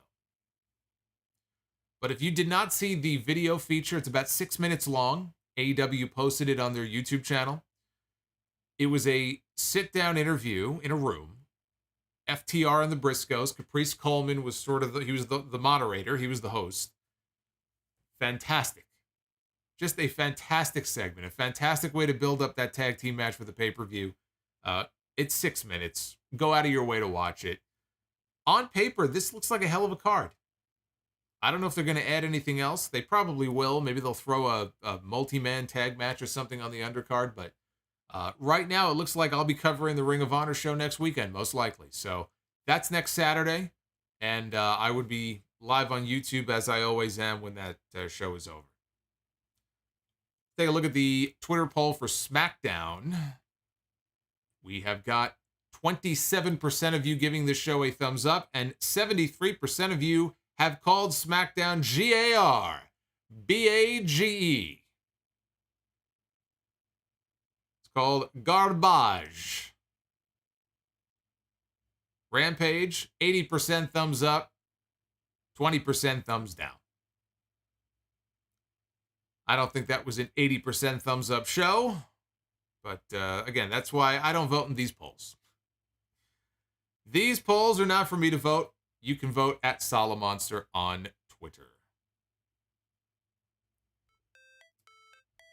All right. Now we get to the fun stuff with your questions, your comments, predictions, whatever it may be. Hang out here for a little bit. We like to make this show interactive, and I very much appreciate everybody who supports, dropping a super chat, showing some love for what I do here. C Moonsol, we'll start with him. $4.99 super chat. What's with all the buzz for this Takeshita kid? He needs to slow down and sell more. He just jumps from one move right to the next. I disagree. I think Takeshita is awesome. I think he's the future. I think he's somebody that Tony Khan should make every effort to, if not sign, try to get him on his television show as much as possible, because this kid, I think, is going to be a big star. Spicy Dried Chicken as his winners for the G1 block as Okada, Jay White, Naito, and Will Ospreay. Well, it's funny. I'm going to have my G1 predictions as well. I will be having my G1 predictions on the podcast on Sunday. That'll be episode 765. So we'll see if mine match up with yours. Edwin Nunez with the $9.99. Thank you, Edwin. Thank you very much. I went to SmackDown tonight. It was my first wrestling event, and it was a lot of fun. Can't wait to go to an AEW show. Well, the shows live are always more fun, especially if you've never been before. I've always told people, even when Raw was at its worst, I would tell people, if you've never been to a Monday Night Raw, if you've never been to a SmackDown, Dynamite, anything like that, you should definitely go at least once. The live experience is always more fun. I've been to so many of them that I just, it would take a lot to get me to want to go to a Monday Night Raw. I don't know that I'll ever be at a Monday Night Raw ever again. But if you've never been, I would encourage you to go. So I'm glad you had fun. Temjin Zephyr, $9.99. Thank you, Temjin. There's the $1 Million Man. Blocking my super chat. Blocking my super chat. Spicy Dried Chicken coming in hot. Another $2. But we've got Temjin Zephyr. With Claudio going for the Ring of Honor World Championship, do you see the reign of Gresham coming to an end, or is it too soon for that to happen? Well, it's easy to forget that, Gresham has had the title for a while. It's just that we haven't really seen him defend it very often. If it were up to me, I would go with Claudio. I don't think they're going to. I feel like they're going to keep that title on Gresham, especially he just turned heel. Now he's part of this Tully Blanchard group. It feels premature to now suddenly take the title away from him. So I don't think they're going to. But I would.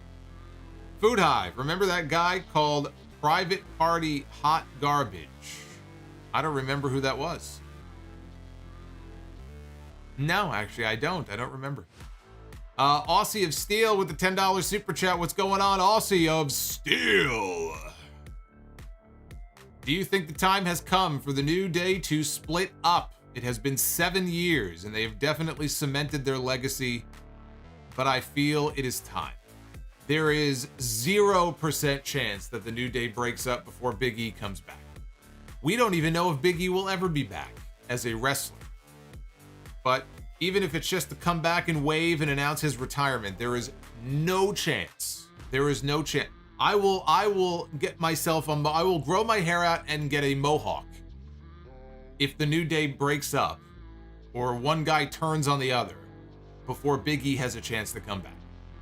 Not gonna happen. And you say it's been 7 years. It's been a long time. It has been a long time.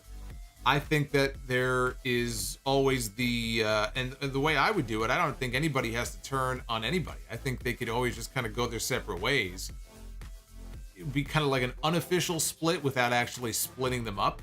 But, at this point, not going to happen. Not going to happen.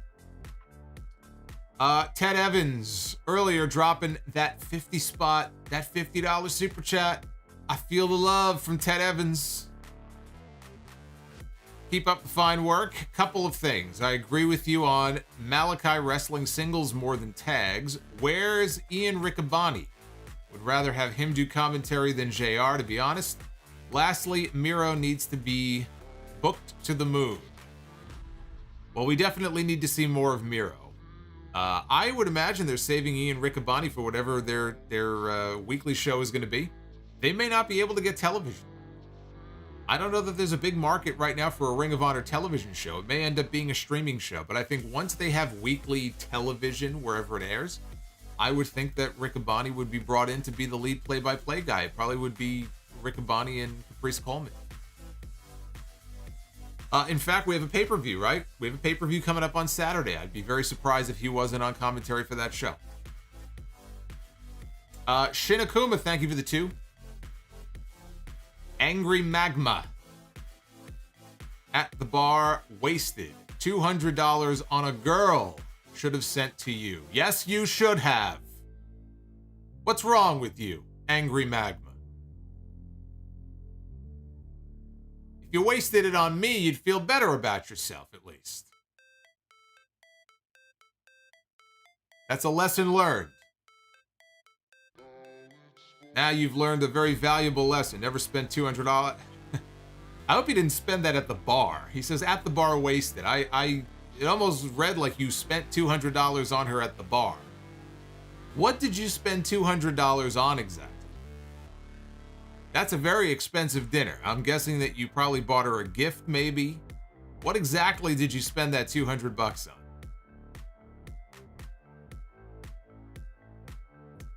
on? We've got the Yatagarasu with the $8 super chat. Best Jeff Jarrett was MMA Dojo Jarrett in TNA putting ankle locks on children. Yes, that was like Kramer on Seinfeld when he was doing the karate, and he was winning against all the little brats. Jeff Jarrett over the years has had his moments, but I am not going to sit here and pretend that I'm so excited to see him making a big SummerSlam appearance here for this Usos and Street Profits match. But it's Nashville, so he may be over in Nashville. He was over in the Royal Rumble when he came back a few years ago. I wouldn't say he was super over, but he was over. Dev to Dust, $5 super chat. The robbery and shootout scenes in The Dark Knight were inspired by the movie Heat. I believe I did read that somewhere, and it makes total sense. I love both movies. I love Heat, and I love The Dark Knight, two of my favorite movies. Your boy Hobo with the $5. What's up? Would it be a good idea for Warner Media to strike a deal with AEW to feature Rampage and Dynamite on HBO Max, like an AEW network? No, I don't.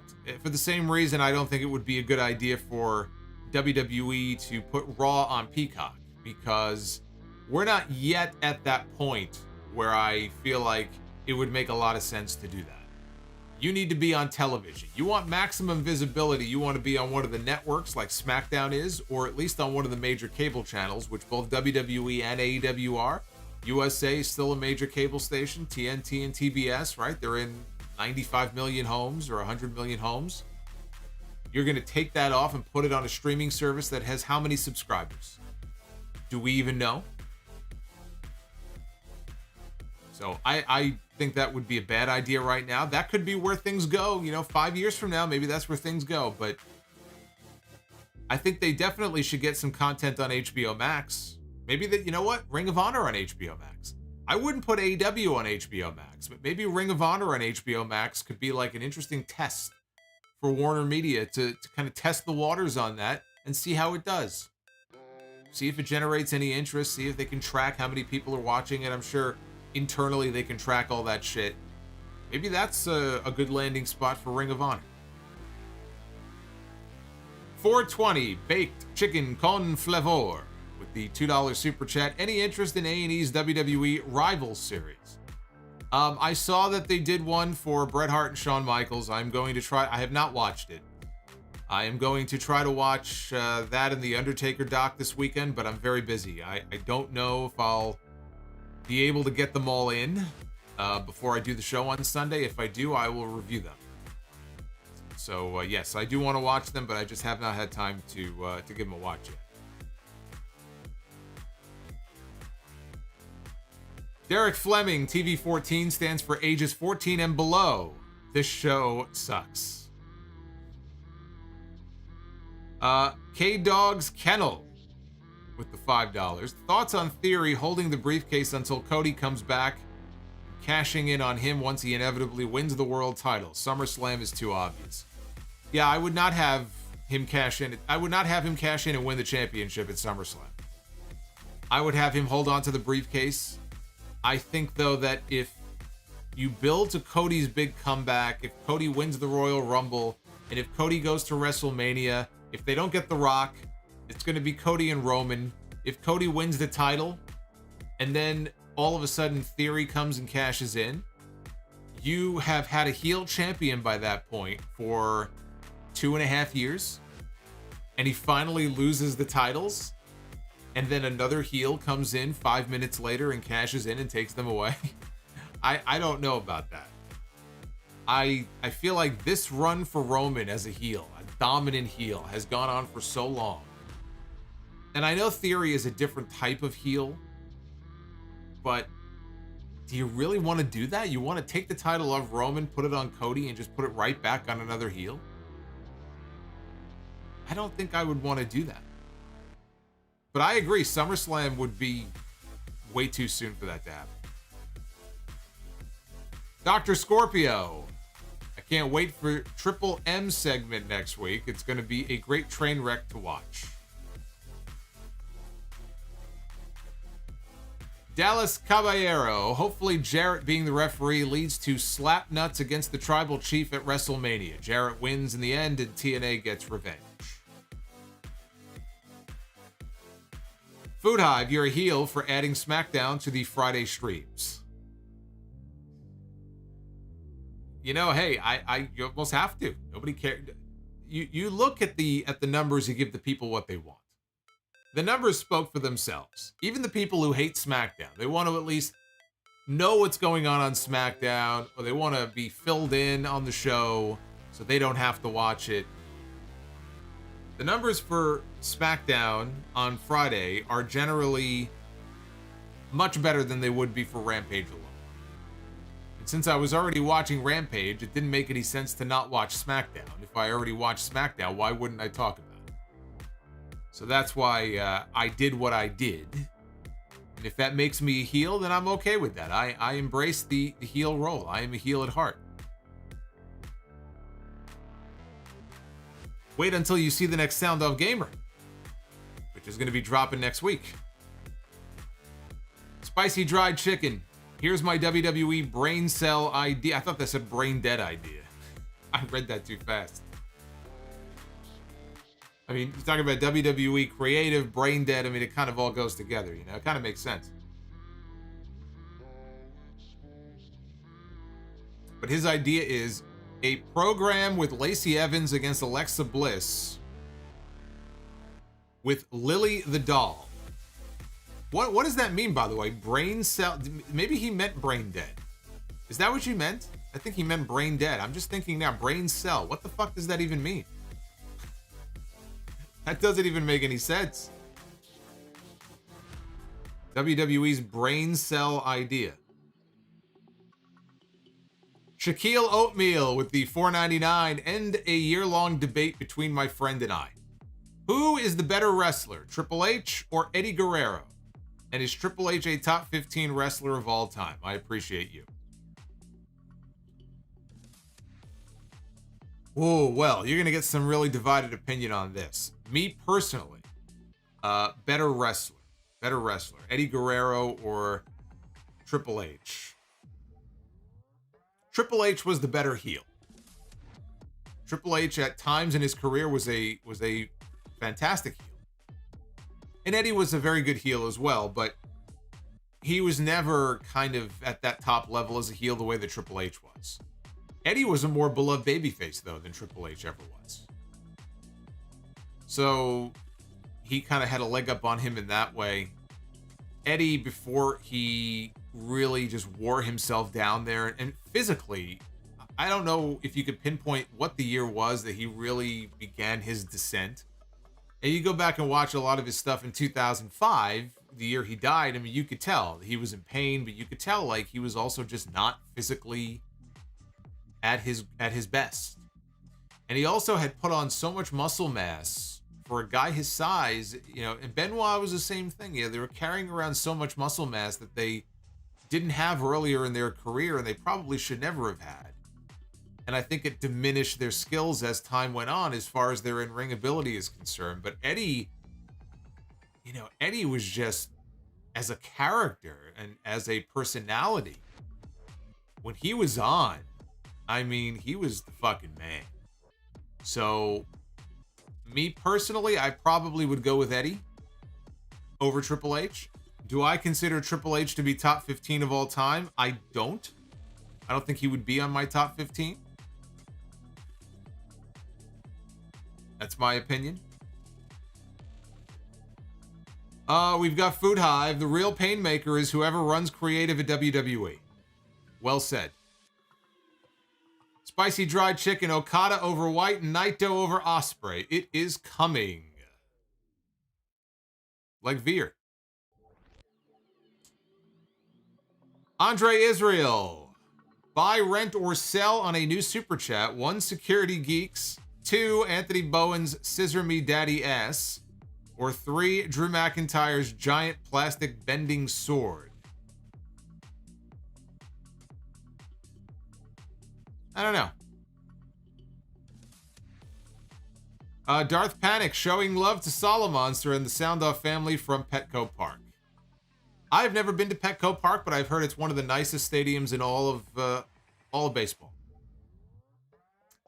And is Petco Park the one where they have like a giant swimming pool in the outfield? I'm trying to think if that's the one.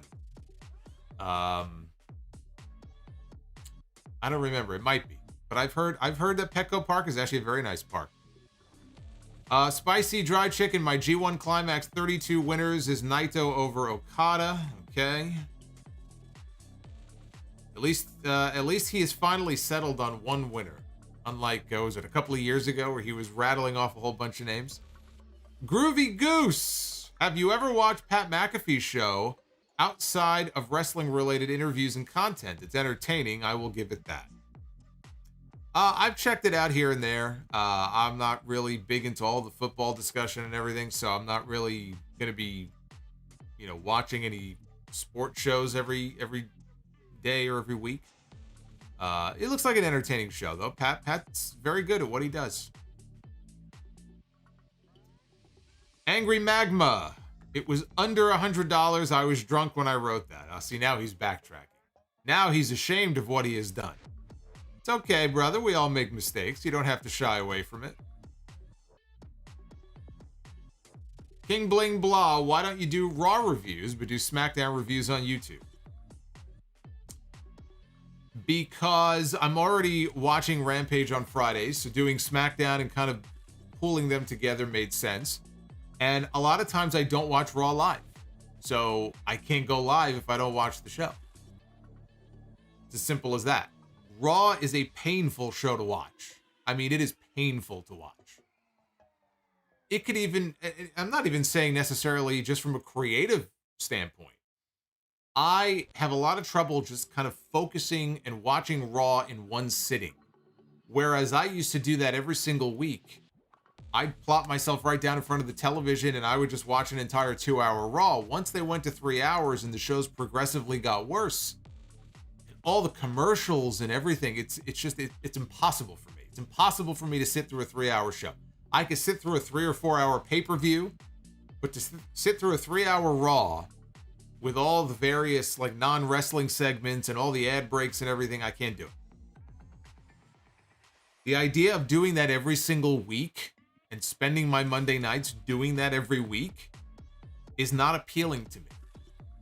Now, at some point, I might change my mind. If enough people want me to do it, I might do it. But people are very understanding of that. Even though I end up not talking about some of the stuff that happens on Raw until Sunday, it's almost a week later. They don't mind. They want to hear my thoughts. They want to hear my opinions. It doesn't matter to them if it's the next day or 6 days later. So we incorporate that into the main show on Sundays. At some point, look, I occasionally will do a live Raw review. I've done them before. I did it after WrestleMania this year, but to do it every week, I can't bring myself to do it. I can't do it. I can't do it. I would lose my mind. I feel like I would really have a psychotic break and I would lose my mind if I had to do that. Can't do it. Food Hive, your favorite AEW promo, not including MJF or Punk. Probably Christian Cage. Drew Johnson with the $5 super chat. Solomonster, you're the man. Love your streams, bro. Thank you, Drew. That's very nice of you.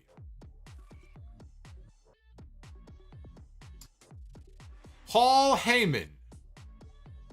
I have an Austin theory. If Roman makes it to Survivor Series as the unified champion, does this mean that we're getting Roman versus Roman at Survivor Series?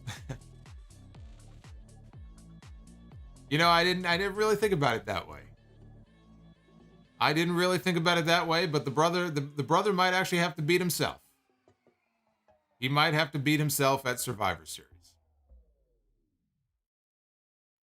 I hadn't really thought about it like that, but I guess the way Survivor Series usually works, it would have to be Roman Reigns against Roman Reigns. The man is going to be very conflicted.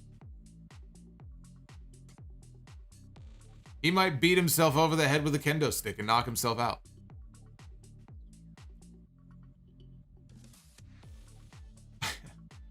Yes, as Austin said, I'll tell you what though, if we get that match, it's going to make my prediction show a hell of a lot easier this year for Survivor Series.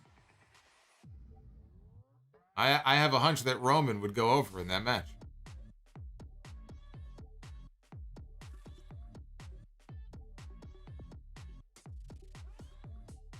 Roman Reigns will be the first to beat Roman Reigns. Roman Reigns is so good that the only person who can beat Roman Reigns is Roman Reigns. The bigger question is, I should ask you, Paul Heyman, what is Paul Heyman going to do? Whose corner is Paul Heyman going to be in? It's going to be like Elizabeth at WrestleMania 5. She's going to be conflicted. She's not going to know whose corner to be in. I should be asking you the question. I should be sending you a super chat and asking you, Paul Heyman, what you plan on doing. EJ Slamp, what if WWE had someone who was a model, like Max Dupree and took selfies like Theory. Oh wait, they did. In Tyler Breeze. I wish he had half the push that Theory has. Well, his problem is he didn't have half the physique that Theory has. Looks are very important in this company. And a guy who looks like Tyler Breeze and a guy who looks like Johnny Gargano and people like that are not going to get a whole lot of attention from Vince McMahon. Be calm, see clearly. With the $5 super chat, Kingston turns on Claudio and takes that Ring of Honor championship. And Kingston and Claudio headline some big shows. So that's interesting. Eddie Kingston turns on Claudio and takes the ROH title.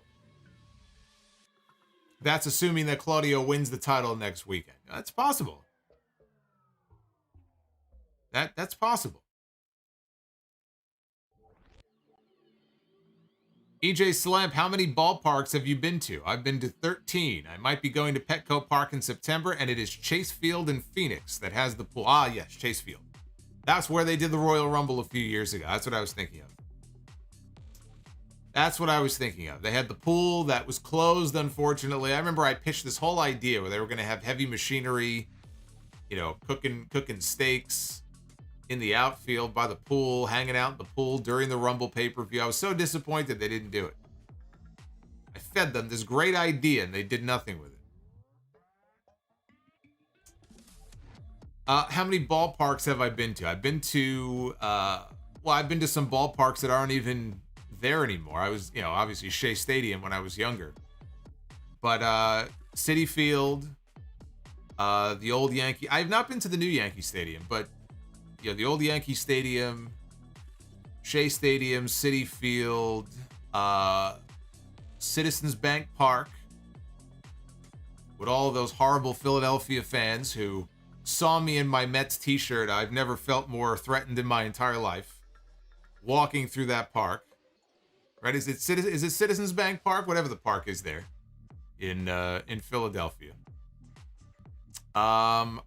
I have been to some minor league ballparks and some spring training parks, but I think as far as major league parks, that might be it.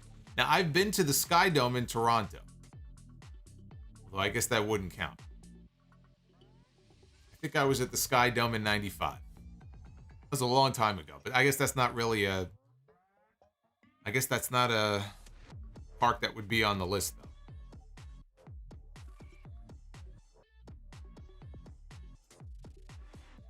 Randy Bobandy.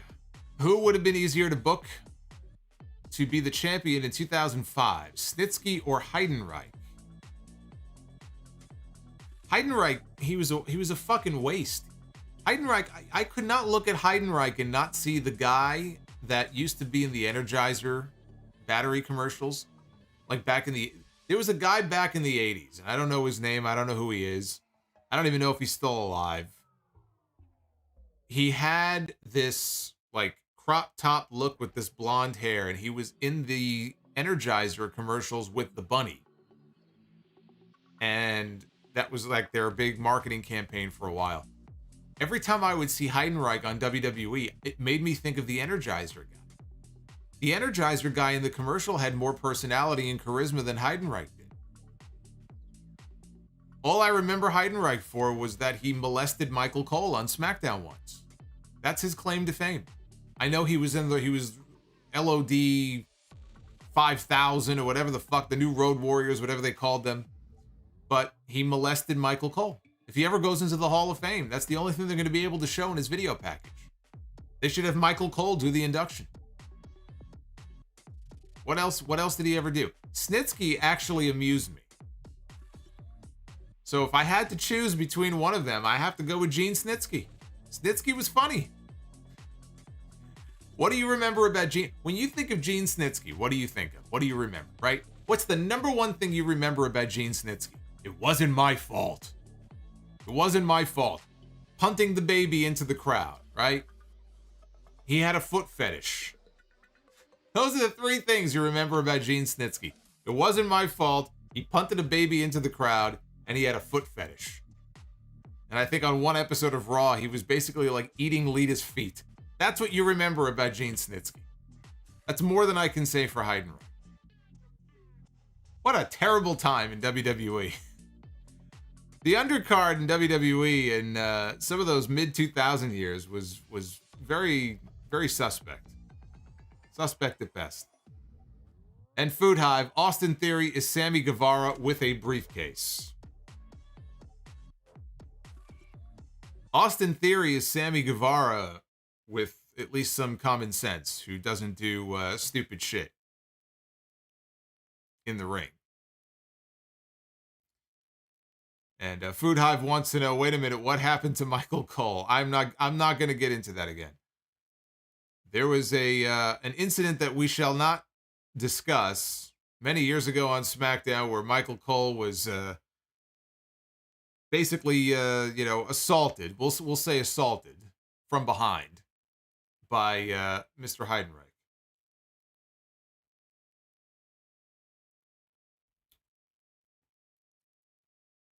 So all you people begging for the return of TV-14, be careful what you wish for.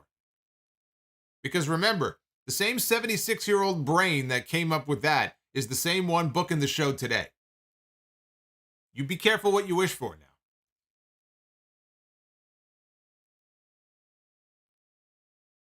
Tori and Sable. Well, Sable was 2003 though, right? 2003, 2004. I don't think she wasn't around anymore by 2005. Tori was, but not Sable.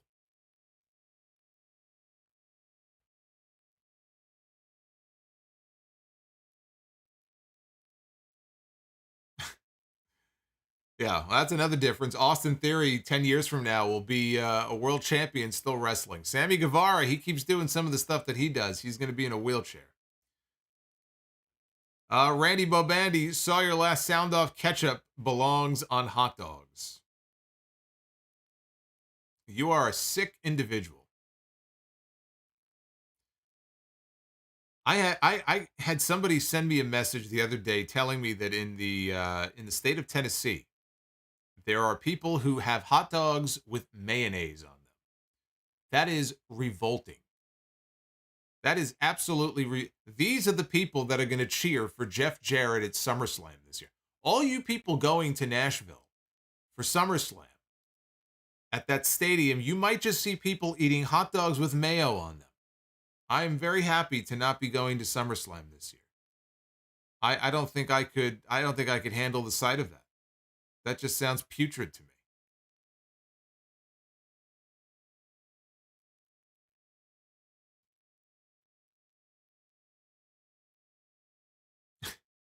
That is gross. It is gross.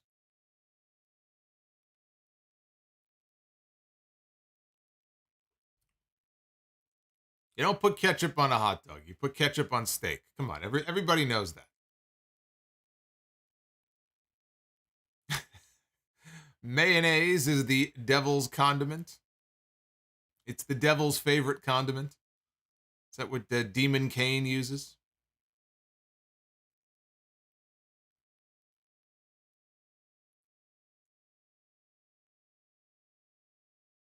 Oh my God, you reminded me. That's right. That was also around 2005, right? 2006?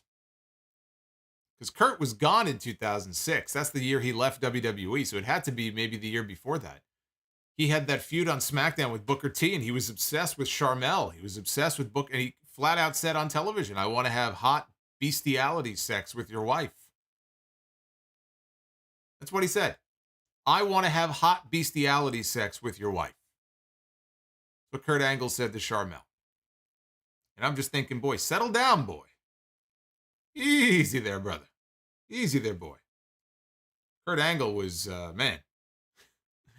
He was in the zone, all right. He was on something. I don't know what was going on there during that period. How he ever agreed to that.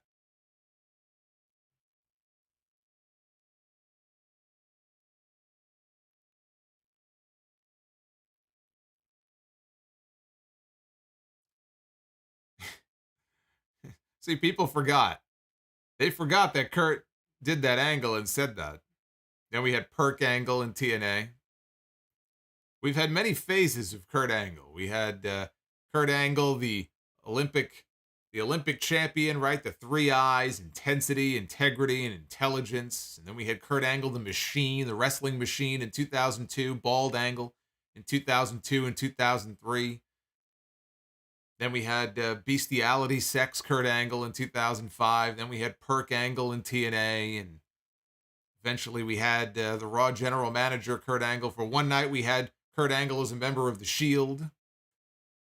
We had Kurt Angle as Los Conquistador. Remember when he dressed up in the Conquistador costume and he won a battle royal on Monday Night Raw? We've had a lot of different Kurt Angles over the years.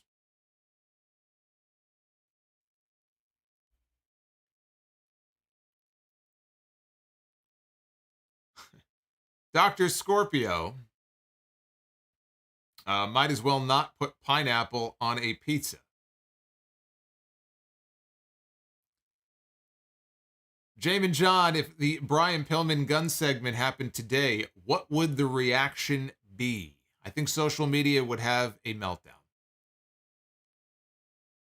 It would be great. It would be great to just kind of put up a bag of popcorn, sit back, and just watch the world burn. Just watch the whole community just burn to the ground.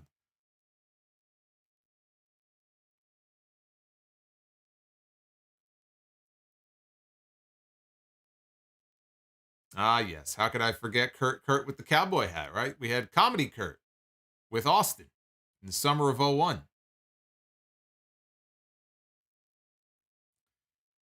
Drew Johnson, Solomonster, you are the GOAT of wrestling reviews. Thank you for everything you do. Proud member of the channel.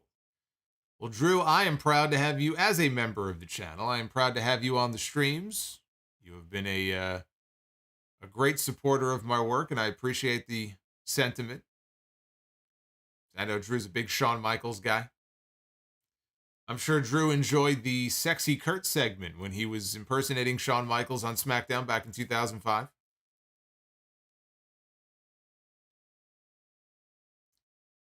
$4.20 baked chicken with flavor. Ketchup on my hot dog brings me back to age 12. That's about the cutoff for when you should be having hot dog or having ketchup on your hot dog. I was going to say maybe 6 years old, but 12 might be okay.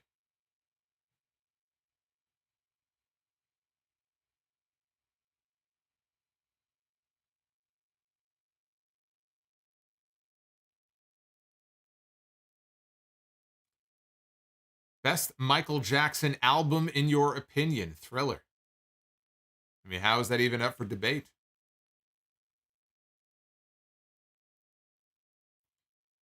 Yeah, I forgot to even ask, where are we on the likes? That's I should have probably asked about that before. 205. we had a lot more than 205 in here tonight, but that's okay. If you forgot, hit that like button. I'm sure a lot of people will do so on the way out.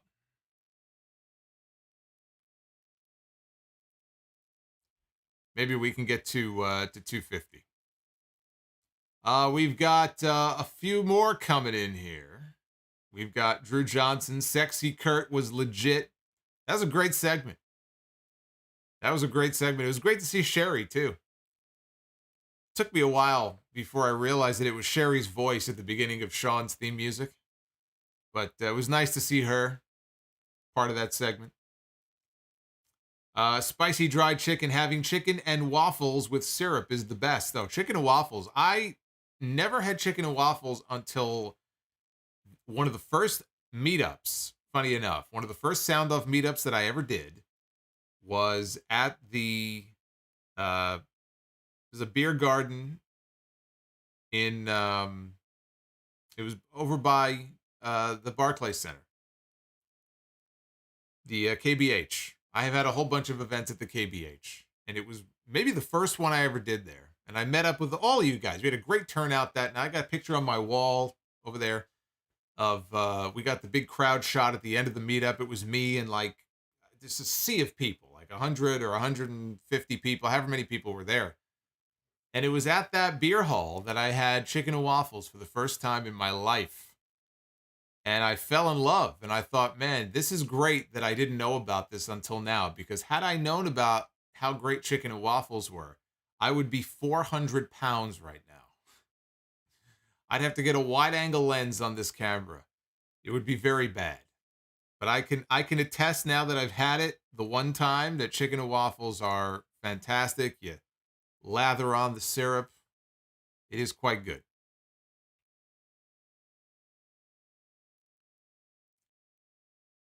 Food Hive says ketchup should not be in the same room as steak.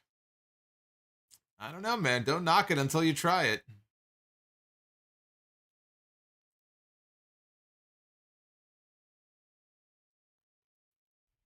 KBH has good food. Hopefully I'll get back there one of these days. Roscoe's famous chicken and waffles. I've heard of Roscoe's. Never eaten there, though.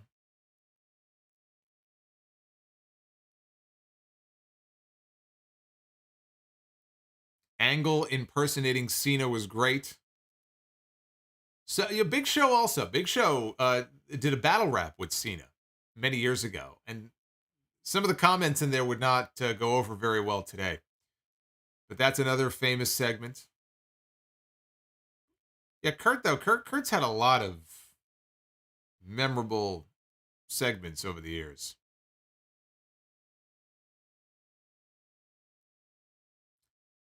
Jim, yes.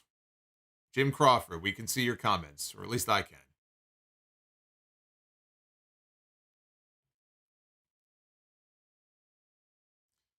If you have chicken nuggets, why are you using anything other than barbecue sauce? Barbecue sauce with chicken nuggets is very good, but most of the time I have chicken nuggets with ketchup.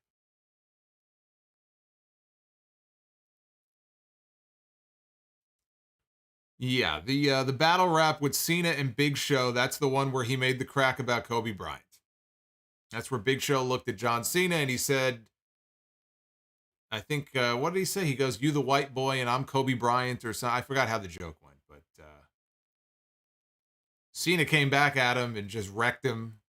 Yeah, that was back when Cena was, he was doing the raps all the time and getting himself over, and then they moved him over to Raw in 2005, and all of a sudden he wasn't exactly that same John Cena anymore. And people wonder why people started booing him. Of course, if you're Brian Gewirtz, it's all the mean fans who just booed Cena because he was nice to children. That's the only reason people started to boo John Cena. That's from the man who was the head writer for Monday Night Raw for, I think, about a decade. This is how the people in WWE think. The only reason John Cena was booed for all those years, he was nice to kids. And so I guess that's why the fans were so mean to John Cena. I can't think of any other reason why the fans would boo John Cena. I guess that must be the only I guess you're right. That's what happens when you're trapped in the bubble for so long. You lose oxygen. It's oxygen deprivation to the brain. You start to tweet and say stupid shit. Food Hive, heated chef or head chef at a restaurant with chicken and waffles. Well, that's awesome. Jamin John is Undertaker had heat with Big Show in 2002 during the shoot interview with Off the Record in 2002. Undertaker seems very upset with Show's ring work. Yeah. There were some issues with them. He was not very happy. Big Show was getting very lazy at that time, I think, with his weight. Undertaker was not happy. And there were some issues there. He didn't think that Big Show, I think, was putting in the effort that he should have been putting in.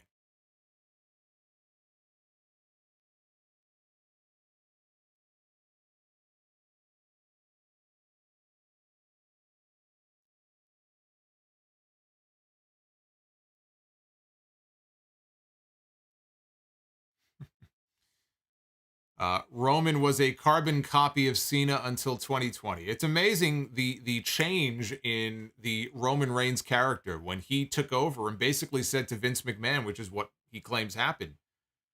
He said to them, either I come back doing this the way that I want to do this and we do the heel turn and we have Paul Heyman with me and we do it the way that I want to do it, or I don't come back. Was he bluffing? Would he have not come back if Vince put his foot down and said, no, you're not going to do that? We'll never know. Roman could have walked away if he wanted to at that point. He would have lived a very comfortable life. And any other company would have been very happy to pick up Roman Reigns. But he put his foot down and said, this is the way I want to come back. This is the way I want to do things. And it completely just changed his whole career. Look at the run that this guy has been on since he came back in 2020. All those years of Vince McMahon and WWE creative trying to get Roman Reigns over. And it was Roman Reigns himself. It was the talent himself who said, I have an idea. Here's what I want to do. And he's had the best run of his entire life.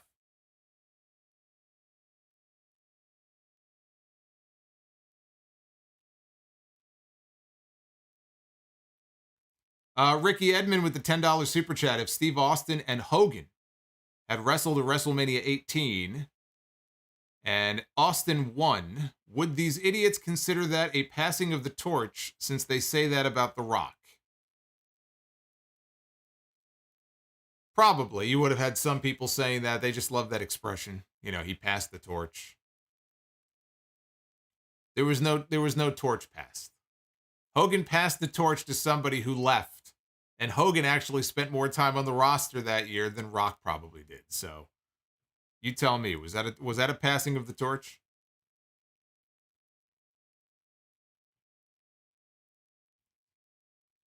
Drew Johnson eating sheets, but what is that? What does that say? Sheets bruto? I'm not sure. Eating sheets Bruto and cheeseburger after I finish my beer. HBK is the GOAT. Good night, Solomonster. Well, good night, Drew. Enjoy your brutes. Or Bruto. Whatever that is. Randy Bobandy with the $9.99. If Mabel did not botch and hurt The Undertaker, Nash, among others, could you see him getting the World Championship run? No. Mabel should not have been anywhere near the World Championship. Mabel was awful.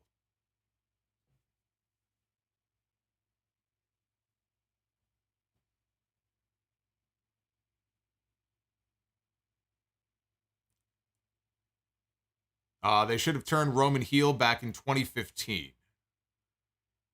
I think I said it at the time, some of the greatest baby faces, before they can become great baby faces, first have to become great heels. So whether it was 2015, 2016, should they have turned Roman heel or kept him heel or whatever? Yes, they should have.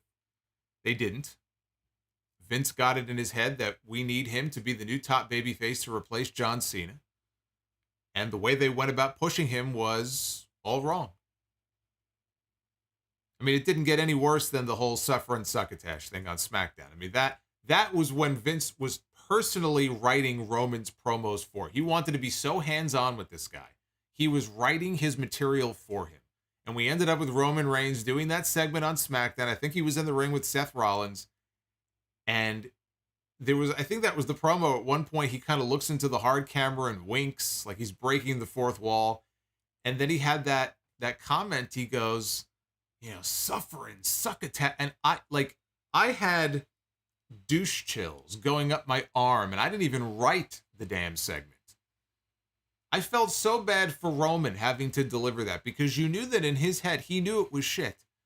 Now, did he say something about it, or did he keep his mouth shut? I don't know if he fought back on that. If not, he should have. That was truly awful. And it was stuff like that it made things so hard for him, that I think the best thing that ever happened to him was him going away. I mean, it's horrible that he went away because he was sick, but the best thing that could have happened to him was him taking that time off and coming back, and just, he was a new man, right? No remnants of the old Roman Reigns. Turned over a whole new leaf, right? Everything was there. New t-shirt, new teeth, new everything. He came back a new man, and it's been the best run of his career. Spicy dried chicken. What's your thoughts on Omega and Cornette's beef? I think it's dumb. I think they've both made a lot of very stupid comments, but it's, you know, Cornette is just, he's just, when it comes to Omega, he's just irrational. Every time I hear him criticize Omega, he still brings up the sex doll and the little girl, which was, I mean, how many years ago was that? We're talking probably, what, 12, 13 years ago now? Something like that. You know, it's that silly shit that they do in DDT. So I can understand an old school guy looking at that and thinking, you know, this is stupid, but it always seems to come back to the sex doll and the 9-year-old girl. He can't let that go. But the idea that he would say that Kenny Omega, you know, he doesn't know how to work, he's not a good wrestler, like nothing he does is good. There isn't a single match he could possibly have. It's like Orange Cassidy, probably, right? I don't know that I've ever heard him say anything positive or any clip of him saying anything positive. No matter what that person does, it's always going to be garbage. It's always going to be negative. That's an irrational person there, you know, who obviously has this very severe hatred for this man. He's blinded by this rage. The idea that somebody like Kenny Omega doesn't know how to work or that he's not a good wrestler is just so fucking just beyond dumb that I can't even take any comment like that seriously. And I think part of it also is, you know, look, Cornette knows what he's doing. He's not a dumb person. I think he knows how to get a reaction. I think he knows how to get under people's skin. I think he knows how to get people talking. I think that's probably part. I do think he legitimately probably just does not like these people. I'm not saying it's all just an act, but I think part of it also is he knows the game, and, you know, controversy can, as Eric Bischoff once said, right? Controversy can create cash. I don't think that's lost on him. I think he's well aware of that. And Drew Johnson, it is a burrito. Oh, okay. So he admits too many beers. So I'm not the one who suddenly is dyslexic and can't read here. So he misspelled it. I didn't know what you were trying to say. I'm reading it. It goes Brutio. I'm like, Brutio. I don't know why I'm saying it like that. Brutio. He goes, no, it's a burrito. I said, well, I know what a burrito is. Silver Dollar, 1989. Mayonnaise is revolting, period. You are awesome. That'd be a great name for a heel. Mayonnaise. You think they could trademark that? They love to trademark and own everything. I guess they couldn't own mayonnaise, so maybe they changed a letter in there. Like China became China with a Y. But I think a heel named I mean, based on what I'm seeing here in the chat tonight, we've got a lot of people who hate mayonnaise. I think it'd be the biggest heel in all of wrestling. Or maybe that's part of their finish. They squirt mayonnaise all over people. I guess the visual of that, though, would be kind of inappropriate.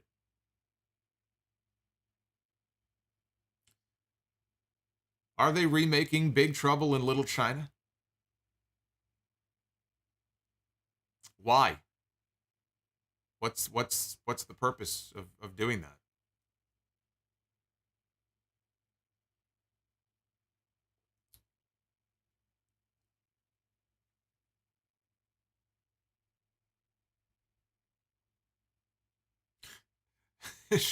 Sheamus's new gimmick.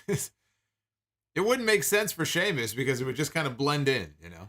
It doesn't really work. It has to be, I don't know. I feel like R-Truth or something. It would work. He can make it work.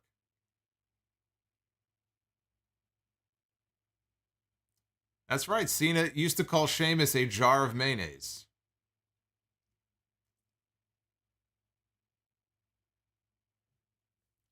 All right, let's be the booker.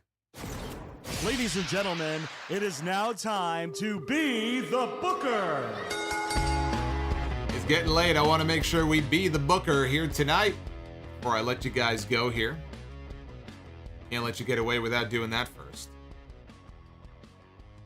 Let's book a few matches here as we head into the weekend. We'll start on the men's side, and we begin things with, oh boy.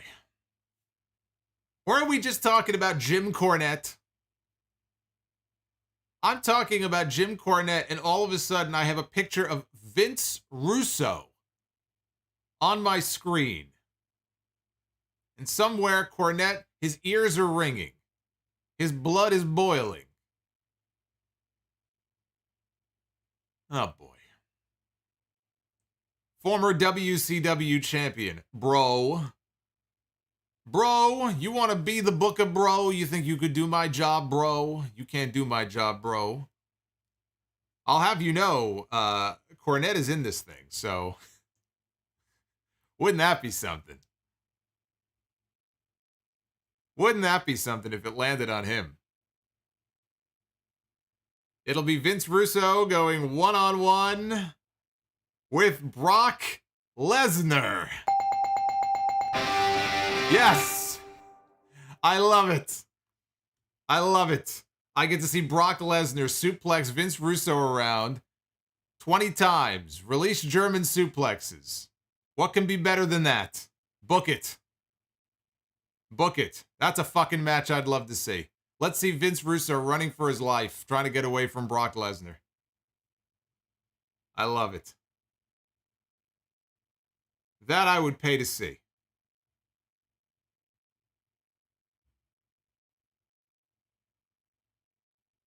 On the women's side, we begin with AJ Lee, former Divas champion. AJ Lee. Probably will never wrestle again. And if she doesn't, had a nice career for herself. AJ Lee, frankly, had more to do with this whole women's revolution nonsense than probably any other single person, to be honest with you, including Stephanie McMahon, who, as we all know, she invented the women's revolution. AJ Lee going one-on-one with Betty White. I can't vote against Betty White. It's Betty White. Betty White is awesome. Betty White will always be awesome. Betty White passed away right before her 100th birthday. Very unfair. It was within days of her 100th birthday she passed away, but Betty White will always live on forever. Betty White and AJ Lee. It sounds like the cutest match of all time. I love me some AJ Lee, and I love me some Betty White. Betty White was awesome.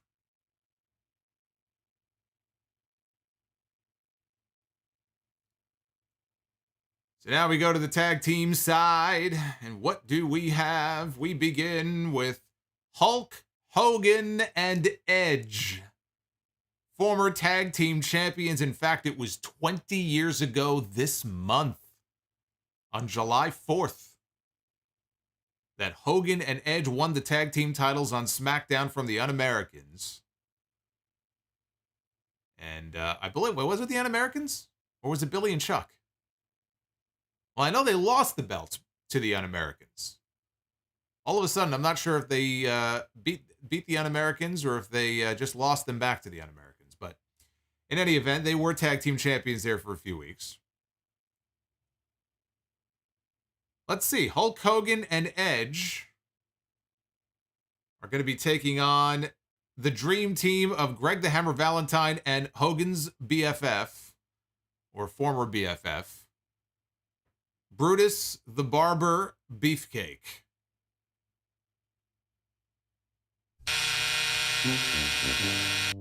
Not a fan of that match. I was on the fence. I was thinking about it. Yeah, it would have been very tempting to hit the bell on all three, but not really a fan of that match. Was it Billy and Chuck? All right. I think they beat Billy and Chuck, but then they lost to the Un-Americans. I think that's the sequence of events there. Not bad, though. We had some interesting matches. We get to see Brock Lesnar kill Vince Russo in the ring. We get to see Betty White, see what her in-ring skills are like against AJ Lee. And then Hogan and Edge against Beefcake and Valentine. Not a terrible match, but not exactly a match that I would book for my main event. But look, Hogan, back then, Hogan was still over. He was over like Rover. You put Hogan, he's going to be in the main event. Guys like Brock Lesnar and Hulk Hogan, if you're trying to book a main event, you're gonna put those guys in your main event. Ricky Edmond Top 5 SmackDown endings. I don't know about top 5, but, you know, I can tell you 2 of them. I think the best SmackDown ending has to be the first ring collapse before they ran that gimmick into the ground, right? Brock Lesnar and Big Show back in 2003, I guess it would have been. So you got to go with the ring collapse. And there was a SmackDown episode back in 2000 or 2001 where all the big names, they were just coming out one right after the other, hitting their finishes. And it was Austin, it was Rock, it was Undertaker. I don't remember if Kurt Angle might have been part of it. Big Show, maybe. It was just this very chaotic ending. And that's one of the greatest SmackDown endings as well.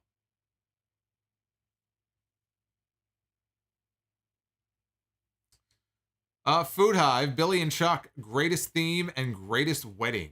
That was a great wedding segment with Bischoff doing the whole reveal, 3-minute warning stuff there. Stephanie took a Samoan drop.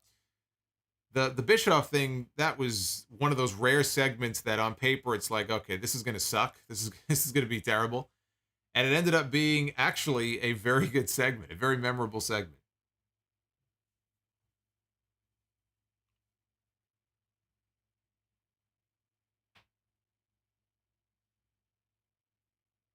The Nexus ending, the Nexus ending was on Raw. So much squandered potential with that angle. It still makes me upset when I think about how badly they botched that. They could have gotten months more out of that whole angle. What a shame. All right, guys, thank you for hanging out with me here on a Friday night. As always, I appreciate it. Appreciate you choosing me for your Smack page coverage. I hope you will do so again next week. We are going to have episode 765 of the flagship, dropping on all the usual audio platforms on Sunday. There is a brand new Sound Of Gamer, for those who don't know. It went up earlier in the week. Right there, Solomonster achieves the boyhood dream that he has strived for his entire life in the main event of WrestleMania. You've got to see it to believe it. That's episode 7 of My Rise, Sound Of Gamer. That is up right now. I can tell you that episode 8 is going to be going up early next week. So either Monday or Tuesday, there will be a brand new episode of Sound Of Gamer. I think it's even better than this one. So you'll definitely want to check that out. Hopefully you are enjoying that series as much as I am putting it together for you. And I think that's about it. We do have the Ring of Honor pay-per-view next weekend, and then the weekend after that already is SummerSlam. There's actually 2 pay-per-views that weekend, the final weekend of the month. SummerSlam is on Saturday, the 30th. And then Sunday, the 31st, is that whole pay-per-view they're putting together based around Ric Flair's final match. And the funniest thing about that is they put together a whole card so far. There's actually a bunch of really good matches on that card. The one match that we still don't know is the Ric Flair match. The entire show is being built around this being Ric Flair's final match. They still haven't even announced what the match is going to be. So we don't know if it'll be a tag match. We don't know if it'll be a singles match. I guess we'll have to see. Depending on what the final card looks like, that might be a show that I also watch and review for all of you. So we might have some other pay-per-views outside of SummerSlam to review on the channel this month. A shout out to Mark Adams for the sub. I appreciate it. Ricky Edmond, top 5 MCU movies. I haven't seen too many of the MCU movies. I've seen the, first Avengers movie and some of the early Spider-Man movies, but like the Hulk movies and the Fantastic Four and the Captain America one and I saw the first Iron Man movie. I haven't seen too many, honestly. I really haven't. There's just so many of them now. So overwhelming. I feel like I'd have to start from the very beginning. So I don't even think I could put a top 5 together. But the original Avengers movie was very good. I don't know about this Infinity War stuff with Thanos and the glove and everything. I didn't see any of that. I know he snaps his fingers and everybody disappeared, so I know that. But haven't seen too many of them.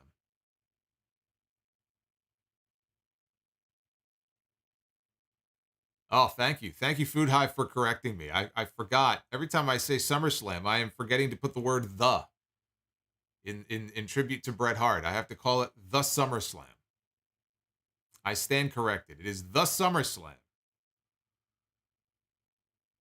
Spicy Dried Chicken Finger Poke of Doom or 2019 Hell in a Cell main event finish. I just laughed at the Finger Poke of Doom. I was more of a WWE guy anyway than a WCW guy, so I did what Vince McMahon probably did. I just laughed. And I changed the channel and I put Raw on. The 2019 thing made me a lot angrier.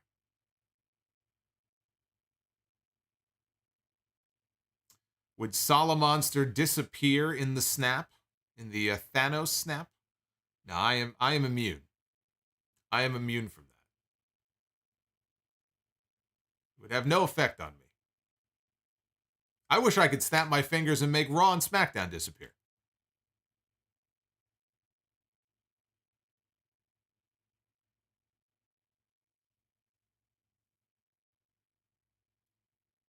Tobey Maguire was the best Spider-Man. Tobey Maguire is still the only Spider-Man that I've ever seen. I didn't see the Andrew Garfield ones, and whoever the new guy is now doing it.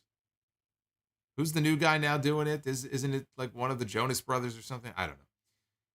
Tobey Maguire is the only Spider-Man that I've seen.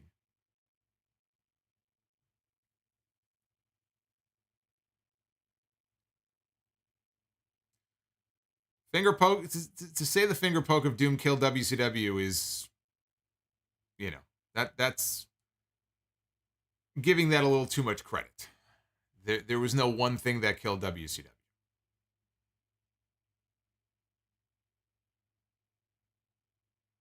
Tom Holland. I'm sorry. Yes, Tom Holland. What did I say? Tom Holland. He was also Spider-Man, right?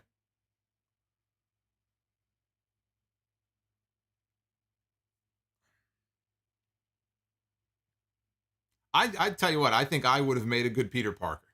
I'm just saying. I got that boy next door kind of look, you know, you want to bring home to your daughter, you know. I think I would have made a great Peter Parker. Uncle Ben and Aunt May.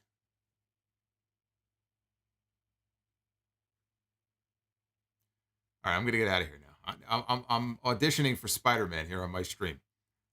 I will see you guys live again on YouTube next Wednesday for the Dynamite stream. We got barbed wire everywhere. Hey, Steve, if Steve's watching this at some point, we need barbed wire all over the artwork for Wednesday. We got to get barbed wire everywhere in preparation for the Dynamite stream. I'll see you on Sunday for 765. Take care, guys.